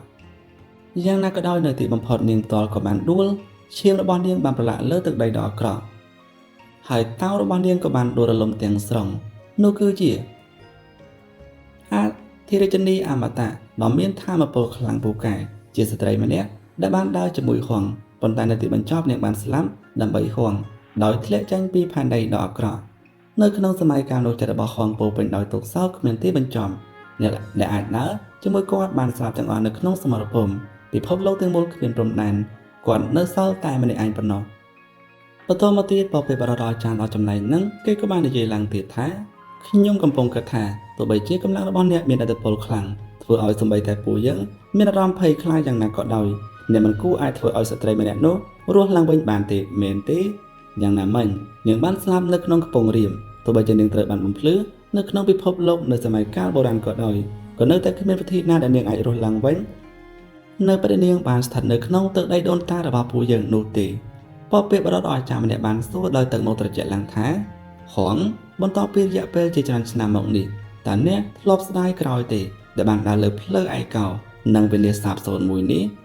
ផ្នែករបស់ហងពោពេញដោយឈុតឆាកនៃអតីតកាលក៏ដូចជាមនុស្សដែលពិបាកនឹងជួបម្ដងទៀតក៏មិនបាននិយាយពីអ្វីនោះទេដោយនៅស្ងៀមស្ងាត់ចម្រឹងនៃផ្នែករបស់គាត់ពោពេញដោយទុក្ខព្រួយនិងភាពជូរចត់ហាក់ដូចជាគាត់បានត្រឡប់ទៅកាន់សម័យកាលនោះវិញហើយបន្ទាប់មកគាត់ស្រាប់តែរើខ្លួនដោយក្រវីដាវរបស់គាត់ដោយផ្ទាល់ជាមួយនឹងសម្លេងភុសសម្បីតែអ្នកដែលមានធម៌ពលដូចជាបបិបរតអាចារ្យក៏ដោយទោះបីជាពួកគេធ្វើការជាមួយគ្នាដើម្បីចាក់សោគ្រប់ទិសទីក៏ដោយក៏រូបរាងខ្មៅដែលបាននិយាយនៅពេលនេះនៅតែត្រូវបានគេកាត់ក្បាលហើយក្បាលរបស់គាត់ត្រូវបានផ្ទុះចេញដោយការរស្មីដ៏ភ្លឺចាងចាំង ដែលបំភ្លឺអតីតកាលបច្ចុប្បន្ននិងអនាគតអញ្ចឹងនៅពេលដែលបានឃើញបែបហ្នឹងក៏បានធ្វើឲ្យបព្វបរតអាចារ្យផ្សេងទៀតពួកគេពោពេញដោយការភ្ញាក់ផ្អើលផងដែរប៉ុន្តែមិនយូរប៉ុន្មានបព្វបរតអាចារ្យម្នាក់ហ្នឹងដែលត្រូវបានកាត់ក្បាលហ្នឹងក៏បានជាសះស្បើយឡើងវិញភ្លាមអញ្ចឹងបន្ទាប់ពីគេបានជាសះស្បើយហ្នឹងគេនៅតែគ្មានអារម្មណ៍ខឹងសម្បារហើយគេនៅតែត្រជាក់និងស្ងប់ស្ងាត់នៅពេលដែលគេបាននិយាយថាហនប្រហែលជាអ្នកទាំងអស់គ្នានៅតែមានជំរឿផ្សេងទៀតចូលរួមជាមួយនឹងពួកយើងខ្លាយទៅជាប្រភពនៃភាពចម្លែកដែលអ្នកទាំងអស់គ្នានិយាយតើយ៉ាងម៉េចដែរចូលពួកយើងរីករាយជាមួយនឹងទេសភាពដ៏ស្រស់ស្អាតគ្មានទីបញ្ចប់នៃទន្លេនៃពេលវេលាជាមួយគ្នាក៏សរសើរលើភ្នំដ៏អស្ចារ្យនិងទន្លេនៃពិភពលោកដ៏អស្ចារ្យនេះជាមួយគ្នាពួកយើងនៅតែមានរូបធាតុប្រភពណាំងពីប្រភពនៃធម៌ពលចម្លែកពួកយើងអាចប្រកល់វាទៅកាន់អ្នកអនុញ្ញាតឲ្យអ្នកខ្លាយទៅជាមួយក្នុងចំណោមពួកយើងហើយប្រហែលជាអ្នកនឹងខ្លាយទៅជាលេខ1ដំបូងគេដោយសារតែរឿងនេះ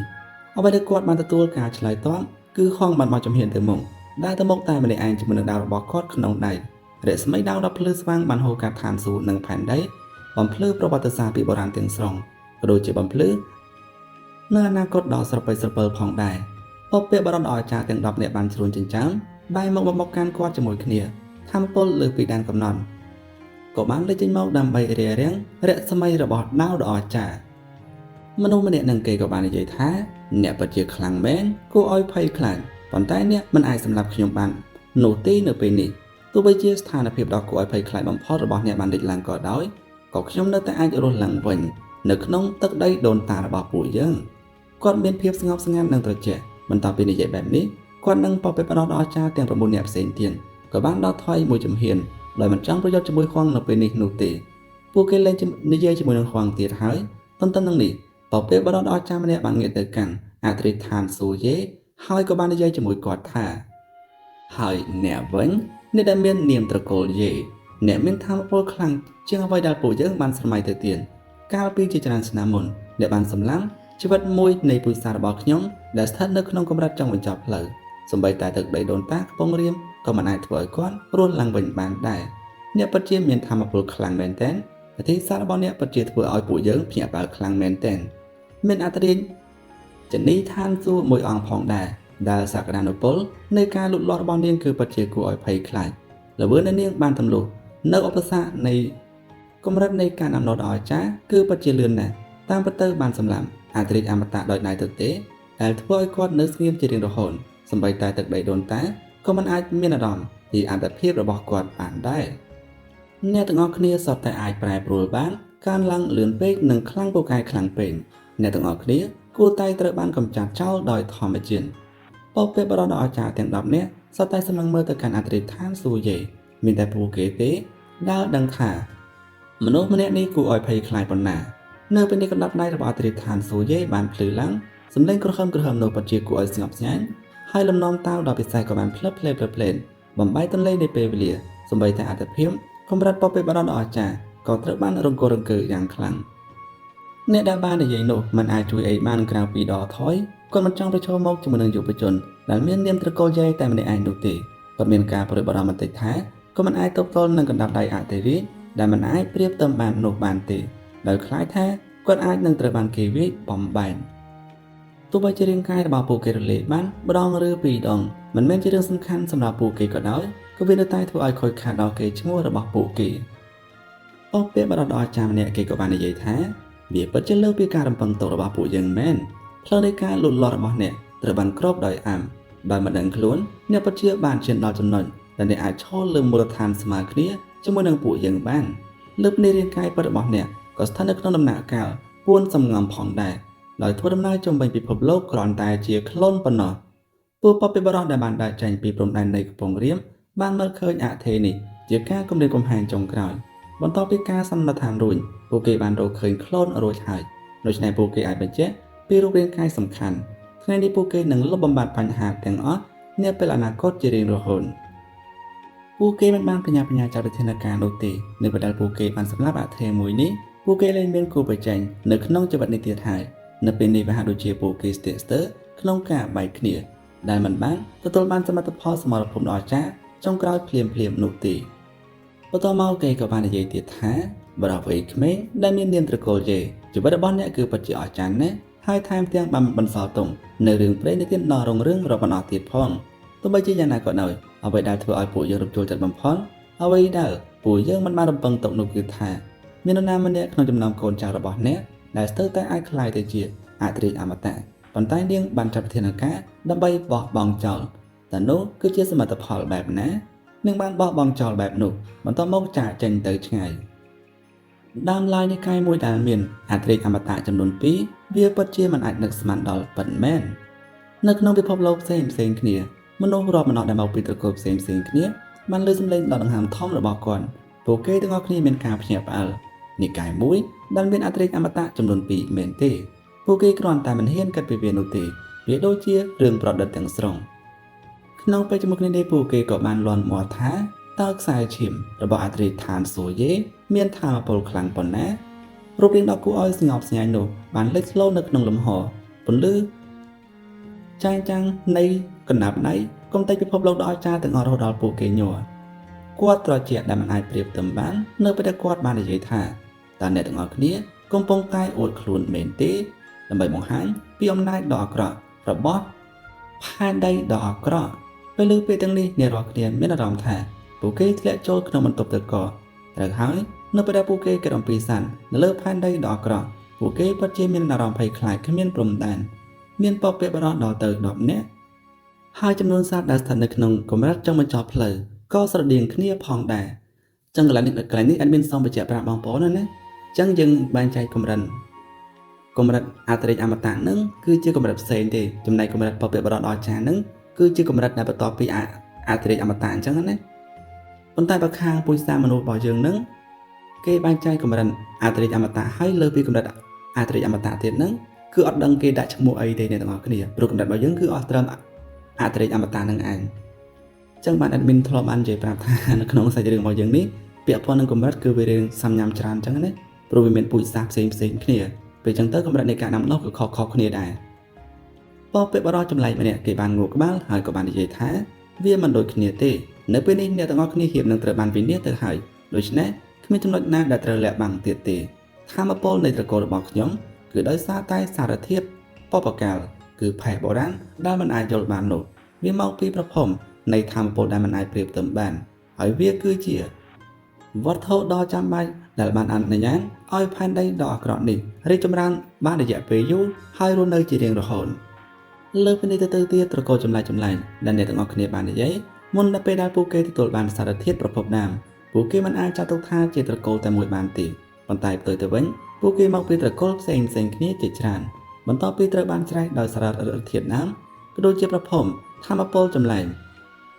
ដែលអ្នកទាំងអស់គ្នាតែងតែនិយាយការផ្លាស់ប្ដូរចម្លែកមួយបានកើតឡើងបន្ទាប់មកពួកគេក៏បានបង្កើតទៅជាត្រកូលមួយ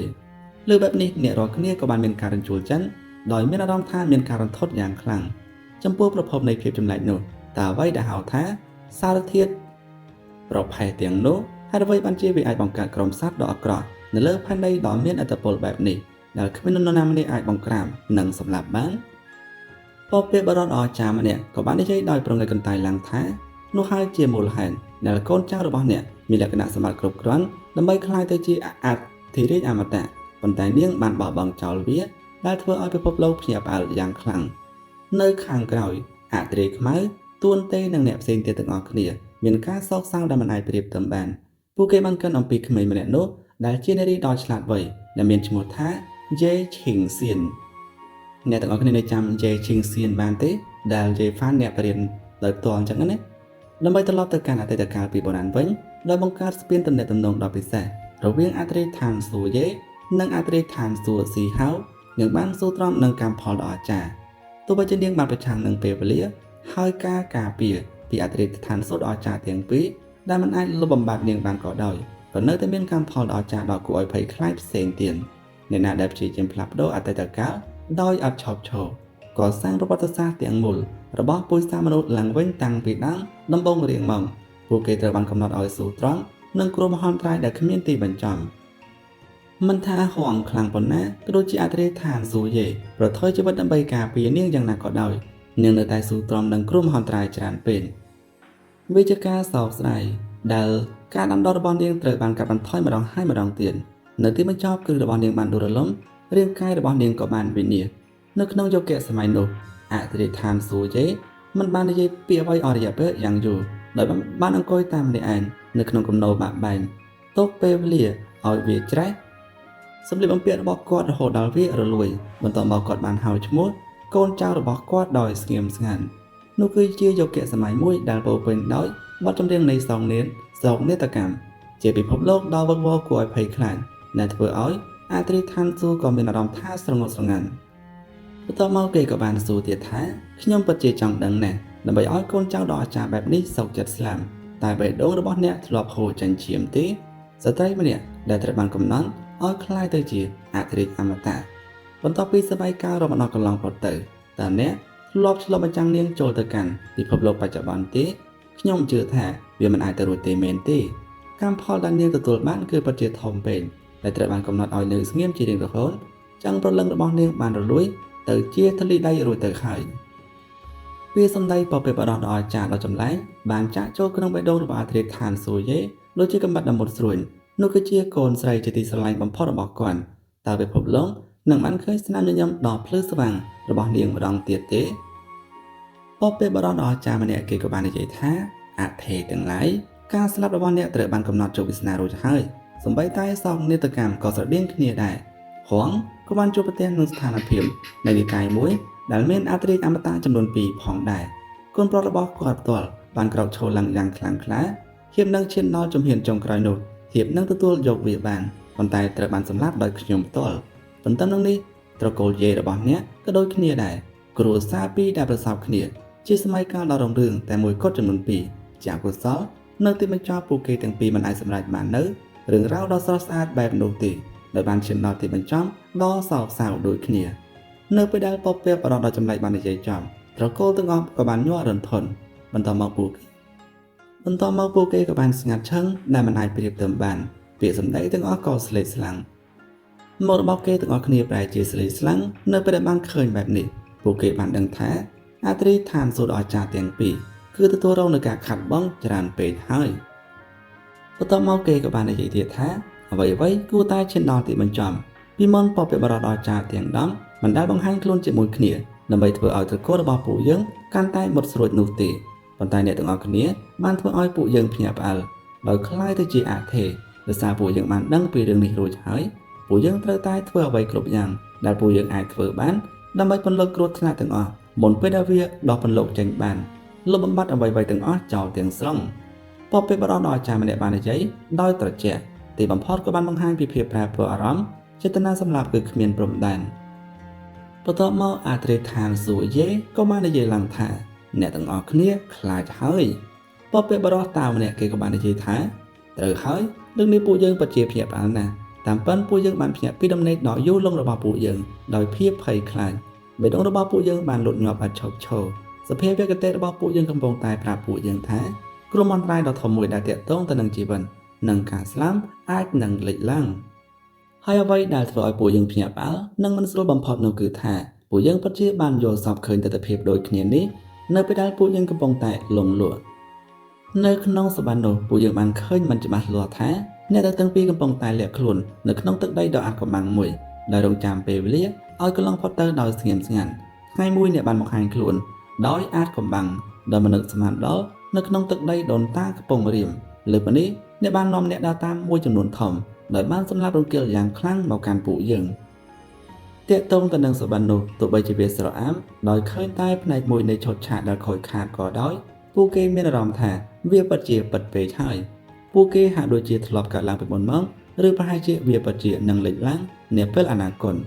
នៅក្នុងសវណ្ណនោះហងកាន់តែរឹងមាំឡើងរាងកាយសំខាន់នៅស្ងៀមស្ងាត់របស់គាត់ផ្ទាល់ក៏បានលេចចេញមកបោះសម្អាតចេញជាមួយនឹងស្នូលដាវរបស់គាត់សម្លាំងពពែបរោះដ៏អាចារ្យចំនួន3នាក់ជាបន្តបន្ទាប់ទន្ទឹមនឹងនេះក៏មាននាមត្រកូលយេក៏បានសម្លាំងពពែបរោះដ៏អាចារ្យចំនួន2រូបផងដែរ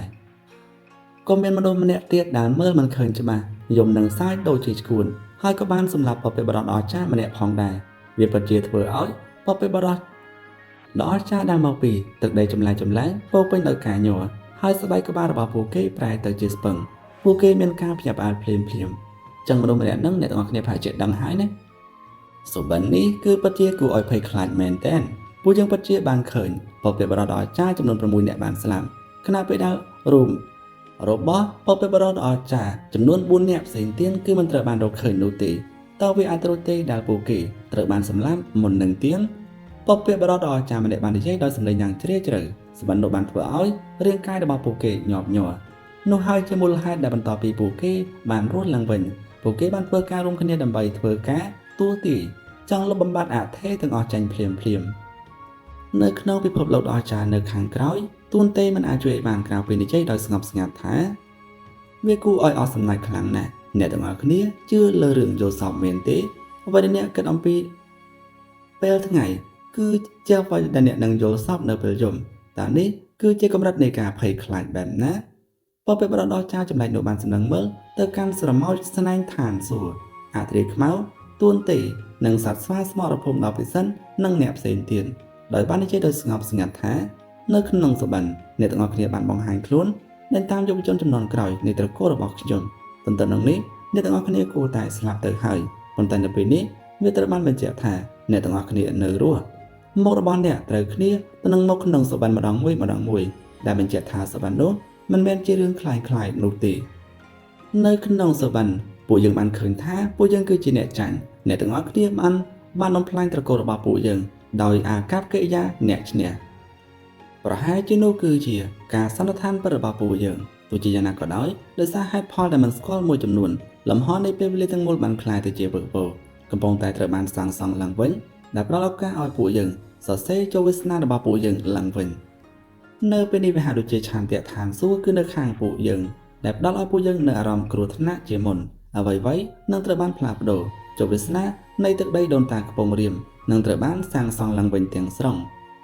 អញ្ចឹងពាក់ព័ន្ធនឹងចំណុចមួយហ្នឹងប្រហែលជាបងប្អូនអ្នកគុណនិយមហ្នឹងអាចថាក្បែរចុងបញ្ចប់ហ្នឹងអាចនឹងនឹកស្មានអត់ដល់អញ្ចឹងណាហើយសាច់រឿងនេះធ្វើឲ្យយើងនឹកស្មានអត់ដល់មែនទេចាំមើលទៅទៀតអ្នកទាំងអស់គ្នានឹងដឹងហើយថាតើនឹកស្មានអត់ដល់យ៉ាងម៉េចខ្លះអញ្ចឹង admin គឺអត់មានអីទេគឺមានតែប៉ុណ្្នឹងទេហើយក្នុងវីដេអូនឹងមួយ admin ចំណាយពេលមួយយប់មួយថ្ងៃអ្នកទាំងអស់គ្នាតម្រាំតែធ្វើហើយដោយសារវារញ៉េរញ៉ៃខ្លាំងមែនទែនអ្នកតសេនឹងអ្នកនិពន្ធនឹងគាត់តសេបញ្ចប់3ដងអញ្ចឹងណាដោយសារតសេម្ដងគេរិះគន់តសេ2ដងគេរិះគន់ក៏ចាប់ផ្ដើមតសេសាថ្មីម្ដងទៀតអញ្ចឹង admin អត់យកតាមអាការបញ្ចប់លើកទី1អាការបញ្ចប់លើកទី2ទេ admin យកតាមអាការបញ្ចប់លើកទី3វិញអញ្ចឹងណាអញ្ចឹងទៅគឺ admin រអត្ថបទរអីអានចុះអានឡើងឲ្យយល់ថាតពីកន្លែងណាចប់កន្លែងណាអញ្ចឹងទៅគឺរញ៉េរញ៉ៃមែនទែនអញ្ចឹងបើសិនជាក្នុងវីដេអូនឹងបងប្អូនស្ដាប់មើលទៅថាអូវារៀងរញ៉េរញ៉ៃកន្លែងណាហ្នឹងសង្ឃឹមថាបងប្អូនអ្នកគុណយកមកchia sẻផងណា admin សន្យាថានឹងបន្តមកជួបបងប្អូនទាំងអស់គ្នាម្ដងទៀតនៅក្នុងវីដេអូក្រោយសម្រាប់ពេលនេះ admin សូមគោរពលាបាយបាយ